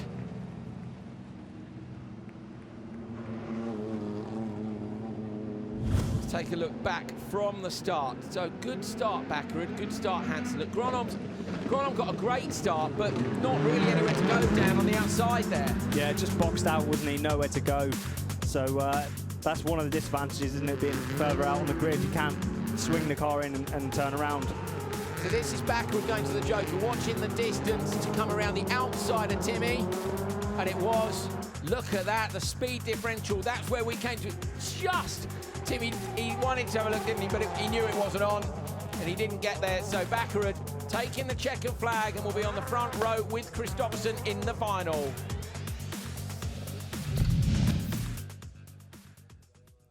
So Bakkerud on pole in the final with Kristoffersson on the outside. Is this going to be the time at which Bakkerud takes the win? It'd be a first win for GCK, don't forget, with the McGann as well. So it would be celebration time down there if Bakkerud can get it done.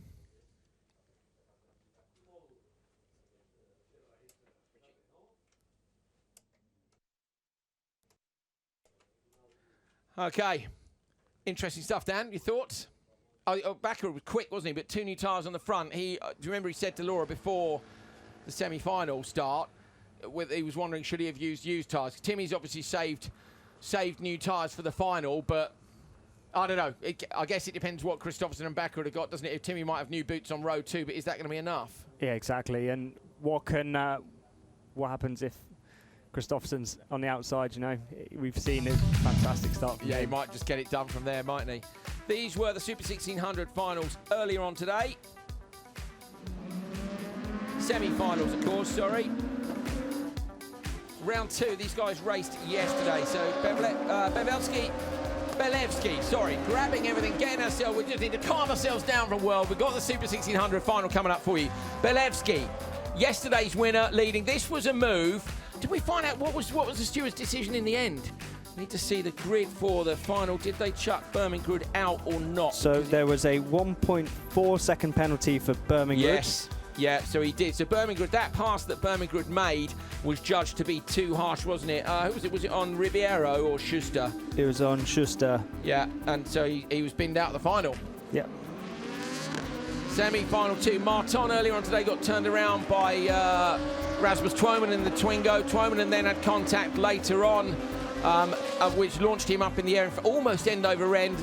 Big job for Set Promotion to repair the car. This was a mega brave merge, wasn't it? Between, it was Ribeiro at the back of the pack. And in the background you can see problems for Twommen. So a very short review of the semi-finals, but there you go. Basically, we've got our final lineup for you, and expecting it to be tight. Dan, there's only 3 rounds for Super 1600 this year. Yeah, you've got to be in the final every time. I must be honest, we haven't time to check and see who's made both. But yesterday, say Belevsky won. Let me find our results from Martin and Twommen. So Twommen not there. Bakkerud, who was in P4, not there. I'm going to head through and we can see who... so we've got Belevsky and then we've got Igorov. Yeah, Igorov has made it and Ribeiro. So Igorov and Ribeiro yesterday were P5 and P6. Bakkerud is not in today and was in 4th yesterday. Twommen not in today and was 3rd yesterday. And you've got Kanayev and Belevsky. So, yeah, all to play for in Super 1600. They've got 1 more round at the end of the year. We've got their final coming up for you.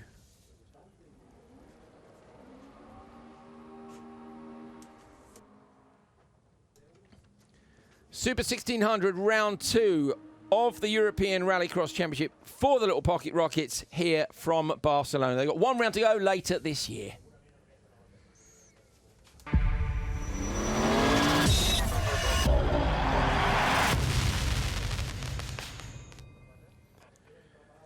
Cars on the line and ready to go already. It's hot temperature. We're good to go. Let's take a look at the lineup. Belevsky and Knyzev on the front row. Gergely Martin and Joseph Suster on row 2. Igorov and Ribeiro on row 3.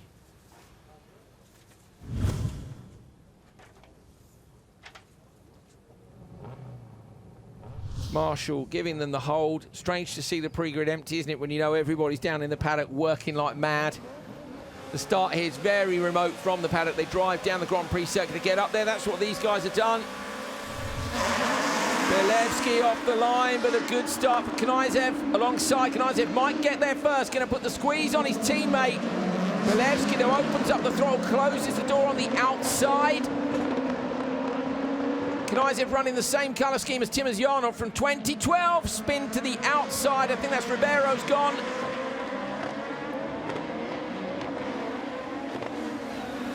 And that's going to mean, I think, a train of 4 Audis. Yes, it is. So 4 Audis at the front of the pack. And straight into the Joker lap for Schuster. So Ribeiro got super sideways with a bit of contact on the run through turn 2. No problem for Belevsky out front. Belevsky 29 points to Martin's 27. Martin in P3 at the moment. Qualifying didn't go quite so well today for Martin after getting spun around earlier today down by Tuominen. Yeah, not so good for him, but he had a good run to get himself back up to the front end of the field, didn't he? P2, I believe it was. So yeah. Won the first session, which obviously helps with the points margins then. It was Belevsky who won Q3. Q2 was won by Igorov. Igorov running in 4th place at the moment. Oh, front right corner missing from Igorov's car. Seen quite a bit of damage that car has this weekend, doesn't it? Yeah. Joker lap then for Martin. Comes out in front of Ribeiro. Yeah, going to be really keen. Gergely Martin was P2 in the standings last year to Nyirád with a 3rd place and a 2nd place. Nyirád had 3 wins. Belevsky had a win. Birmingham had a win. Shiga Butinov had a win. So it was no wins last year for Martin. And I think you'd come back to this year, wouldn't you, as the P2 man in standings last year and be like, this is my year. But when your teammates are all as quick as these guys are. And of course, all running in the same garage as well. Yeah, sharing all the data, yeah. Spoke to Martin and Belevsky this morning. They were saying how they go out and try 5 different things on the settings across the 5 cars. You maybe like it, maybe you don't, but you share the data and look at it and make the cars quicker. And consequently, really, it does mean that it's the car to have. What's the gap now? So Belevsky 0.6, Igorov is just 2.3 back. Martin 4.4 off. What's the Joker in Super 16? 3-ish? Probably a little bit more, I think, because the run out of the extra length for the Joker lap. 3.4 we're hearing is the official notional Joker time. 4.3. Martin isn't going to get back there, is he? He should be on for getting Igorov, but Igorov's not going to go now, is he, until as late as possible. So Martin might get a podium. Knyzev's gone Joker now, so Knyzev trying to cover off Martin. Martin in front, Knyzev trying to come around the outside now. Oh, bit of extra pace, can he turn it in front of him? He can. I thought Martin might hold on to that. It was close, wasn't it? But yeah, obviously they spotted something we didn't, that Martin was a threat for P2 rather than P3. Yeah. Bumper hanging off the back of Knyzev's car. Look how slow they are through the hairpin. They're all saying it's just, you have to wait so long coming off the dirt. It's lock on, throttle off, wait, straight out and go. Ribeiro hasn't jokered, and I think Ribeiro and Schuster, I mean, they could go either way, but up front, Belevsky now got 2.6, so Belevsky is pulling a gap on Igorov. Just little bits here and there. That would be frustrating down when your teammates. Yeah, you know you're in the same car then, the same spec, aren't you? You know, it's all down to the driver, really, out of these top 4 guys. I'd be keen to watch my teammates on boards and have a good pour over the data as well and just see what the throttle percentages are on exit and stuff. Are you too keen? Are you not keen enough? Very, very hard to tell. Look at how patient Bilevsky is. You always think he's on a Sunday drive, and he's not. And that's what we mean about looking at the data. Like, you're behind, you know, on the limiter, spinning the wheels up, and then when you look at the data, you hang on a minute, he's 36% throttle or something, and he's driving away from me. Yeah, it's just all about reducing wheel spin out of that one hairpin for these guys. Bilevsky goes Joker on the final lap. Egorov going to go with him. Is Egorov going to get swallowed up by both Knyzev and Martin? Yes. Not so for Bilevsky, though. Out front by quite some margin. Just a few corners to go as the bumper gets dumped off the back of Knyzev, I think it was. Yuri Bilevsky coming down. 2 wins in 2 days in Super 1600, championship favourite with 1 round to go, surely. P2 to Knyzev. P3 goes to Martin. Martin was second yesterday, so still in that fight. 4th place, Egorov, and then Ribeiro and Schuster. 1, 2, 3, 4 for Audi. Just Birmingham who got that penalty for the contact, didn't make it through. There it is. Bilevsky, Knyzev, Martin, your podium for day 2 of Super 1600.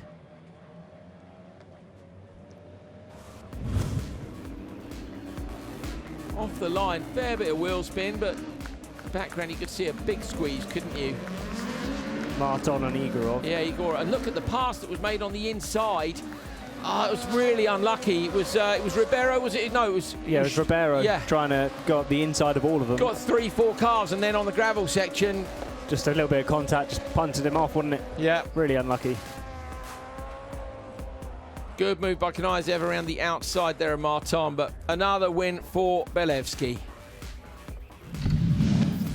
Standings in the championship after 2 rounds of 3, remember, it's Bilevsky versus Martin. You can see the gap back to Egorov. I mean, it's not mathematically impossible. It's 30 points in. Egorov can get to 69. Knyzev can get to 68. Birmingham can get there too. But I think if you look at the gap, it's clear it's going to be a 2-horse race. Twommen and down to 6th. Ribeiro, Cherney, Schuster. And then the remaining 3 down to P12. See how many people turn up for the final round at the Nordschleife. Nürburgring, brand new rally. Well, no, it's an old rallycross track revived, being run in the opposite direction. But looking forward to seeing the last round of Super 1600, crowning a champion. Feels very quick, doesn't it, as a championship? Here we go, 1 race left to go in Spain.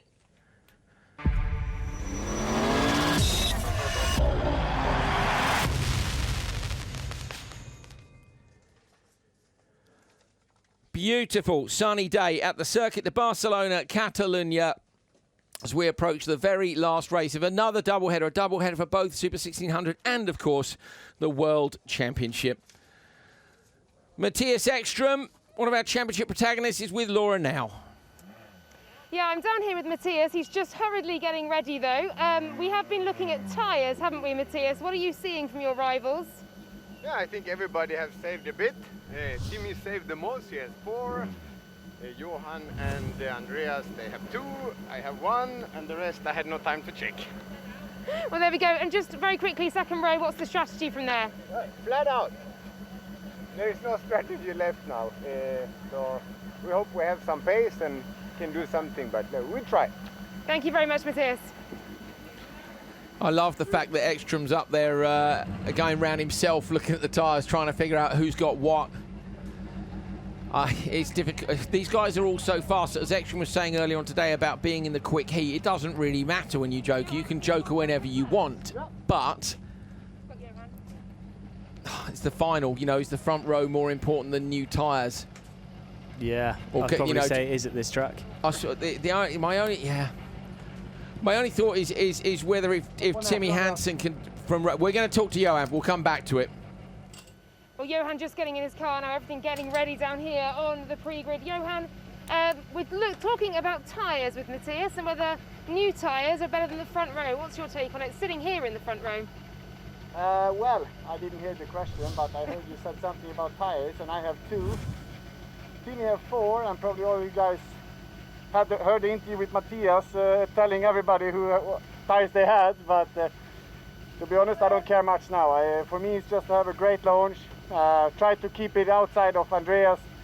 absolutely not squeezing into the barrier because I can't afford to have any reprimands or penalties. So trying to keep it clean and hopefully get out P2. I will be happy with that. And I had pace all day, but I was never able to show it. And if I get some free air in the final, maybe I can show some pace again.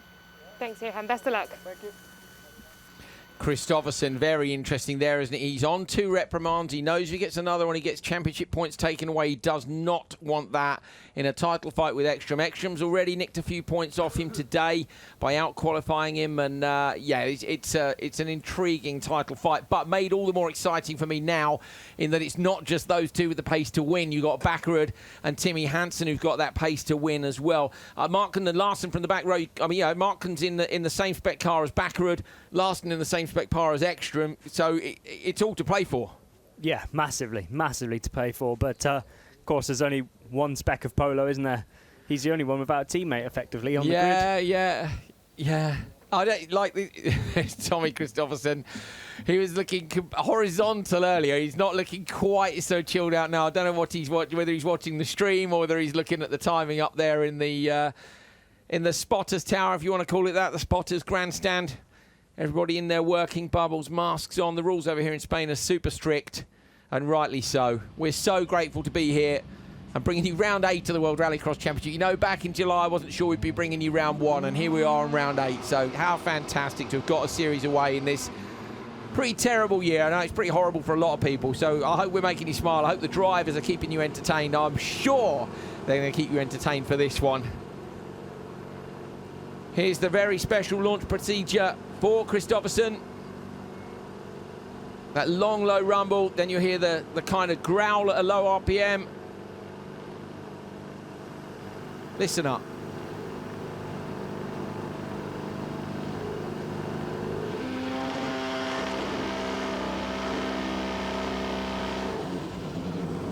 I think the RPM was too low there, Dan. Yeah, bogged down, didn't he? He's been taking risks today. I know we heard him in an interview say that he was too low on one of his launches earlier on. He said, didn't he, needs to get a great launch, and he does. I've always been... The Megane has been tricky to launch off the line. And we said earlier on today, I said, oh, you know, I'd have my money on Johan beating Andreas off the line, and then Andreas held the position. It is the shortest run to turn 1 this year. Ekström was saying you're barely in third and you can't win half a car length. Then we've seen people win whole car lengths. Interesting that Kristoffersson he will not squeeze Bakkerud too hard. That's fine, but does it leave a gap behind him? You know, Timmy Hansen, did they say Timmy's on 4 new boots again? Yeah. So Timmy, for me, from P3, as you saw Kristoffersson. If he was third on the first lap, I don't think you'll see Kristoffersson or Bakkerud joker immediately, unless Kristoffersson does it as a defensive measure for Hansen behind him. Potentially, yes. To keep Hansen in the traffic and then to come back out. But if Hansen is third on the first lap and can immediately joker with the pace of all these guys, I think he might. Yeah, it just depends as well what happens off the start. You might have a few people that would obviously you could drop back. But you've also got Larsen and Markland who are not going to play rear gunner. But if I were a spotter for Ekström or Bakkerud, I'd leave them out. Yeah. So actually, probably that covers off that strategy for Timmy, and the Hansens will have thought of that, I'm sure. Yeah, they've got to wait. I think the Hansens are in a position where they have to wait to see when other people play their hand. So we could potentially see not many people joker on the first lap. If Hansen goes from P3, I think you'll see Larsen and Markland not. Yeah. I'm quite excited, can you tell? It's getting all techie, isn't it? Yeah, it is. But I love it, and I love the fact that teams have only got the same amount of time as we have to try and figure all this out, you know? Yeah, fantastic. Here we go. Final time. Round 8 of the World Rallycross Championship about to be settled here in Spain. On the front row, pole position for Andreas Bakkerud. Next to him, Johan Kristoffersson. 2 new tyres for each on the front end of the car. Row 2, Mattias Ekström on the inside, Timmy Hansen on the outside. 4 new tyres for Timmy. Can he get anything done with those? And on the back row, Anton Markland and Robin Larsen. 2 new tyres for Markland. So Hansen, the only driver with 4 new boots. He's on the outside. We've not seen anyone successfully pull off round the outside here really this weekend. Johan says he has to be nice to Bakkerud so he doesn't risk a penalty. But we'll see. Gloves off in turn 1. Oh, great start, Kristoffersson. He's maybe got Bakkerud already. He has. Oh, no contact between them. Bakkerud in the wall. That might well be a penalty immediately for Kristoffersson. He said he wouldn't do it. Bakkerud's left facing the wrong way. Larsen is there as well. The front left corner of the Polo's got damage on it. What happened there? I'm really worried that one of those two guys, the front end of the Polo just ripped off over the jump. I'm quite worried for one of those two. Robin's out of the car. You can see from the cockpit position he's walking over to Andreas. I don't think Andreas is out of the car yet. Andreas is climbing out the car now from the commentary position, is he? Or are they going to have to stop this one? Okay, well, look, at the moment, Kristoffersson leads from Hansen, but Kristoffersson said he would not squeeze Bakkerud, and I don't know, we'd need to see it again. He's out the car, he's fine. He's not going to be very happy. I'm sure he gives a thumbs up. Larsen there as well, 2 cars retired, and all over in turn 1. Kristoffersson leads from Timmy Hansen. Now the tactics are completely different. Yeah, wide open now. Right, let's see. Right, Markland's jokered. I've got that on my timing screen. Timmy Hansen in P2 with fresh tyres. Johan Kristoffersson out front, 2 new tyres. Pace is very similar for these two. Yeah, I think it is. I think unfortunately, this is going to go straight to the stewards, isn't it? I think from turn 1. If that's not under investigation, I'll be staggered, and that's frustrating. I'm frustrated we're not going to get the final I thought we were going to get, but there you go. That's the way it goes. Kristoffersson leads from Hansen, gap 0.7 now. So Johan chucking in the times. I mean, he really is showing that he's got the pace. Ekström is still there in P3, so Ekström, while he might not quite have the pace of the guys in front of him, he won't know, of course, but there is a chance Kristoffersson's going to get a championship penalty here for a third infringement, but that depends what the stewards think. We're going to have to look back at it. We're going to have to look back afterwards. This is about the race now. Markland 5.5 off the back. Is Markland making any inroads into the guys in front? He's not, is he? He's in the 45s. They're all in the 44s. So the lap times out front are absolutely outrageous. Kristoffersson takes the Joker lap and drops himself down into P3. He's hanging it all out in the Polo as he chases Mattias Ekström down. If you're Ekström now, you know that you've not quite got the pace, but you know Timmy might do. I'd hold him off. Yeah, I'd hold him back, 100%. If you were Ekström, you hold Kristoffersson off. Edoc's fastest lap of the day. Johan Kristoffersson 44.1. Ekström runs too deep. He makes a mistake. Ekström has made a mistake just at the point when I thought he would be able to hold Kristoffersson off. And he's still parked at the bottom of the hill. Mattias Ekström is parked at the bottom of the hill. We thought he'd park it in front of Kristoffersson. Finally gets the car going again up the hill. What is going on in this final? Well, right, okay. Hansen from Kristoffersson by 1.6. That's not enough. And Kristoffersson will be able, I'm sure, to hold on to that gap. I was sure that Ekström would try just what we said. I was sure he'd hold Johan up. You let Timmy win. That takes the points advantage away because Timmy's not really in the title fight. Not close enough anyway. No, it's only 1 point compared to the 3 that Johan will then get for winning. Johan smoking the tyres up on the Polo. 2 laps to go. Timmy still the gap at 1.3, so he's not getting away with his new boots, and he'll hold on surely for the last lap, Dan. Yeah, I mean, he's got to, isn't he? He's got to try and give himself some sort of chance. But yeah, Johan, he's just catching him hand over foot. 3 tenths in that first sector on this lap again. I wonder if Kristoffersson thought he was clear. The launch was incredible. Bakkerud did go backwards compared to Kristoffersson's launch. I think maybe he just shut the door thinking he was far enough in front. But we'll see. We'll see. Hansen, the gap's down to 1.0. Kristoffersson is pushing so hard to make sure that he can't do anything, and he certainly can't from there. Going to have to joker on this last lap. Johan has been caught in traffic all day long, Dan, regardless of what happens with stewards and all the rest of it. We are seeing an investigation between Kristoffersson and Bakkerud will happen after the final. Regardless of that, he's done brilliantly to recover from a rubbish draw, to win the semi-final, to get on the front row. You know, it's an amazing performance. It's just whether or not he's going to take all the points we think he is. Yeah, exactly. I want to see a replay of that start again, see if we can get our head around it. It'll happen really quickly, didn't it? But yeah, on the back foot.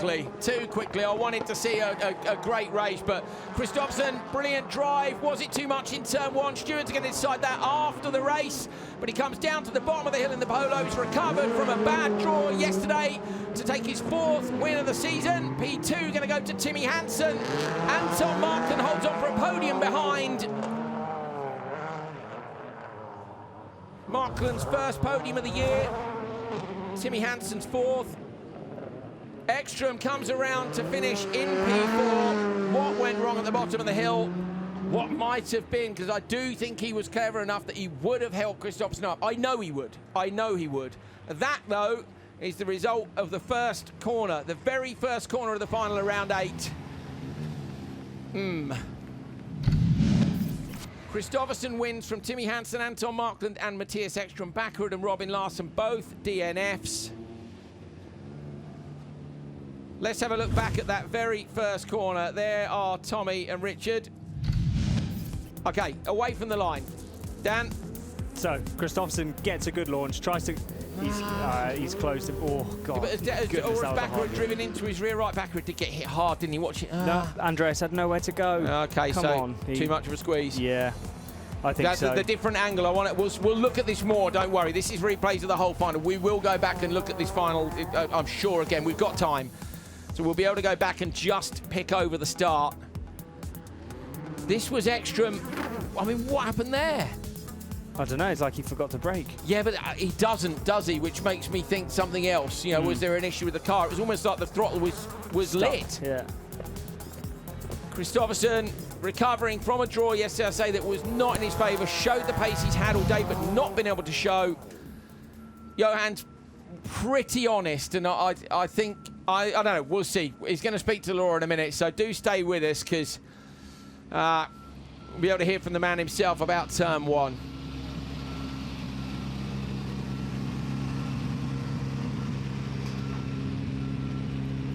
There is Johan, going to get out the polo once the temperatures are where he wants them. Today he kills the car straight away. Yes, they needed to wait a little bit longer. 3 cars rumbling away underneath the commentary box. Timmy Hansen in P2. It's a great weekend for Hansen, isn't it? Yeah, really good. Great to see them back on form, isn't it? I'm trying to think where Timmy is in terms of points. Timmy was in P4 on 111. Definitely going to go past Gronholm. Well, he probably passed Gronholm yesterday. I've got championship standings. Yes, he did. So as it stood yesterday, Timmy was on 140 and Gronholm was on 135. The next column is reprimands for championship points, and Johan Kristoffersson was on 2. There was no big celebration there for Johan. But this is what, and he's so honest. I just look. Let's take a look at the first corner. We'll try and give you all sides of it, and then we're going to hear from well, we'll certainly hear from Johan. Yeah, here we go. Right, Johan comes across. Squeezing Andreas. Andreas is straight at this point. Yeah, unfortunately, I think Johan shut the door too early there. Whether he thought he'd won it or not, You need to give him room, don't you? Yeah, like I said, he may have thought that he'd won the... When he specifically said before the start, Dan, I will not squeeze him into the wall in turn 1, Johan isn't the kind of guy who then goes and does that on purpose. You know, if he thought he was in front, I don't know. Such a hard hit for Robin into the side of Bakkerud. Oh yeah, I didn't see that. Let's take a look then. So look at Larsson and Bakkerud for the impact after. So Bakkerud here, if you see Kristoffersson is 75, 80% of the way past. Bakkerud gets spun round. Oh my God. Into Bakkerud's door. Yeah, it was hard, wasn't it? It was very hard. So Bakkerud's door hit incredibly hard. Larsson's rear wheels came off the ground with the impact because Larsson's coming out from wide. We'll take a look at that again if we can. Larsson's coming out from wide and he's carrying the pace down because he wants to get the exit speed. Right, watch. Forget the incident between Johan and Bakkerud, apart from the squeeze. I mean, here comes Johan across now. Look, he's 8. You can see why he thought he might have won it. You know, should Bakkerud have backed out of it? This is what the stewards have to decide. He then hooks the barrier, and this is what Larsson is not expecting because you can't rotate a car like that.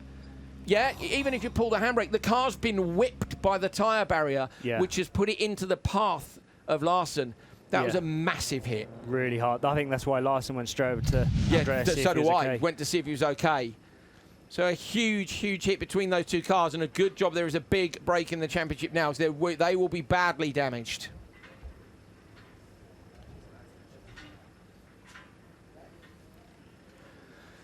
That is the podium, and behind it you can see the spotters truck. The only people in the spotters truck really are me and Dan up at the right-hand end. Let's take one look back at that start. One more look back at the start, and we want you to see there's the move. So you've got Kristoffersson on the outside, Bakkerud on the inside. Kristoffersson at this point is ahead of Bakkerud, so he starts to shut the door, but he's still a wheel alongside. Bakkerud's car gets whipped around, and look how hard Larsen hits him. Now, Larsen is looking past Bakkerud at that point because he's looking away and through the corner. Watch Larsen from the back row. Larsen's actually had an incredible start here and given everybody loads of room because he's going to swing in and carry the pace. Everybody else is in a line on the inside. But look, oh my, that is a huge hit, Dan. I'm so glad that Bakkerud is okay. And Larsen, bless him, was the first person over to check because he knew he'd hit him square in the door very hard. Well, P3 went to Anton Markland, and that was Markland's first podium of the year. Laura's with him now. Anton, there was a fist pump and a bit of a roar when you got out of the car. You seemed very, very happy indeed with a podium here in Barcelona. Talk me through that race as you saw it, because it was a bit of chaos, wasn't it? Yeah, definitely. Yeah, of course, I was very happy coming out of the car, but of course as well, it's a big relief because we had that podium in Höljes in the first race and we finished P3. Unfortunately got a punishment and we were moved down, and after that we haven't really had the pace, and the team has been working so hard, and Bilstein have been really working some bad word off, and now it starts to pay off. The car is starting to behave very well and we start to have the pace. Talking about turn 1, I have no idea what actually happened. I was just seeing Andreas on the wrong direction and I was just trying to squeeze as much as I could to the wall. And yeah, I got out P3 I think, and after that it was a bit of a struggle because I know all of them, they had a pace to save some new tires for the final, and I was on 4 old tires, and already on lap 1 I was like, oh, they are too quick for me, this will never work. But we managed to stay or hold it together, keep it together, and when Mattias made a mistake, of course, we climbed up to 3rd place, and after that it was just about trying to keep the car safe coming to the finish line. Thank you so much, well done today. Thank you. Round 8 of the championship done. We've got an investigation underway for the final, but at the moment, Johan Kristoffersson on 219 points ahead of Ekström, Timmy Hansen, Niklas Grahn, Kevin Hansen, Robin Larsen, Bakkerud in 7th. Might have been further up if he hadn't had that disaster in the final. Scheider in 8th. Markland, Timosyanov, Sabo, Rutkanen, your top 12. Timmy Hansen won yesterday. He's got a P2 today. Brilliant weekend. He's with Laura. Timmy, the win yesterday, P2 today. Just sort of how you're feeling about the weekend as a whole, and indeed after that race as well, because it was chaotic. Yeah, I mean, as a weekend as a whole, it's a fantastic result. We've been putting in all that work, and it's really paid off this weekend. The win yesterday will definitely be the highlight. You know, it's that is something that I will carry with me, and then sharing the podium with Kevin as well was a fantastic moment. Today, it didn't quite go our way in the race. I think our pace was actually maybe better at points today, and the car is going forward, but the race didn't go our way, and Kevin semi missing that. So I was lucky in the final with that carnage. I came out quite well in a good position, and after that, you know, I tried to take the battle to Johan, but today it went to him, so congrats to him. And what was your take on what happened at turn 1 there? What did you see of it?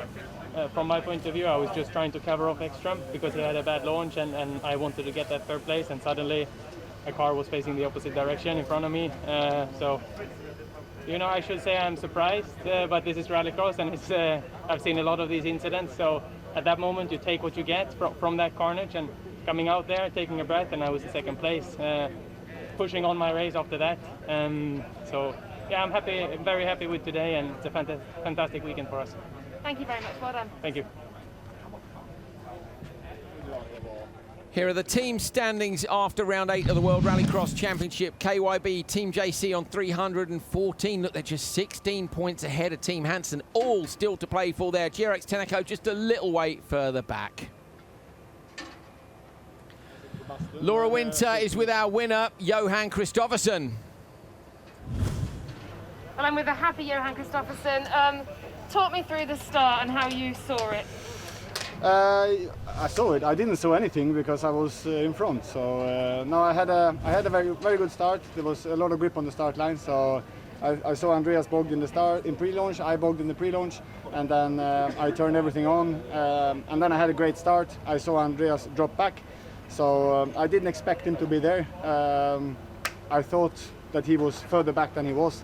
Obviously, I almost had a car length, and when I braked into first corner, came like a rocket. So, but yeah, I couldn't do anything different, to be honest. So, but from there on, yeah, we jokered before Timmy today. I saw Timmy had 4 new tires, but I had 2 new tires, and today I gave it absolutely everything to manage to get him. And yeah, I'm just so happy. We had pace all day, but we couldn't really show it because I've been in traffic every session. So first of all, semi-final was very nice, and then in the final, so I feel big relief.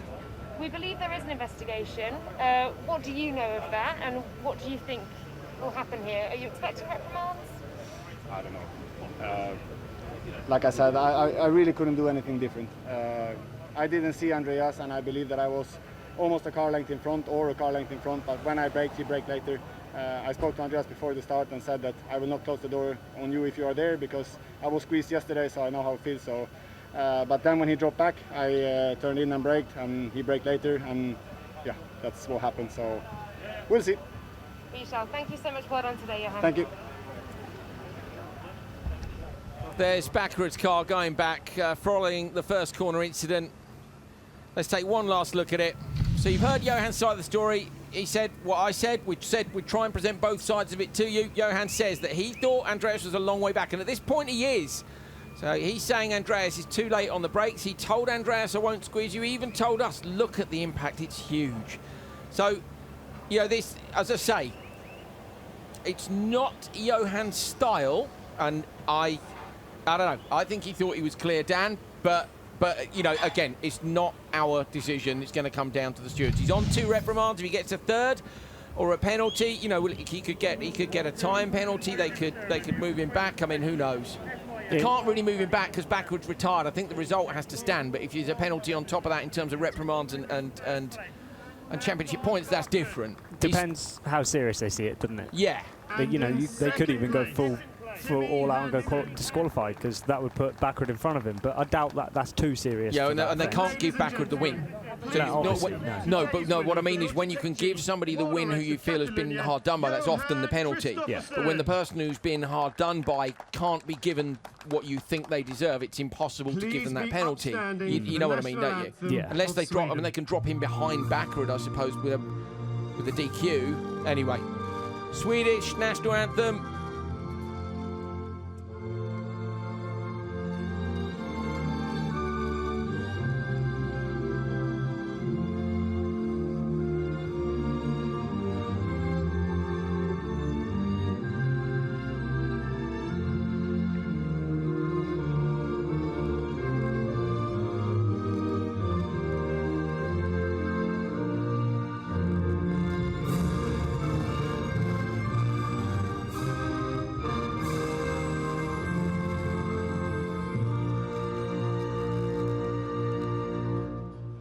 And now for the champagne celebration.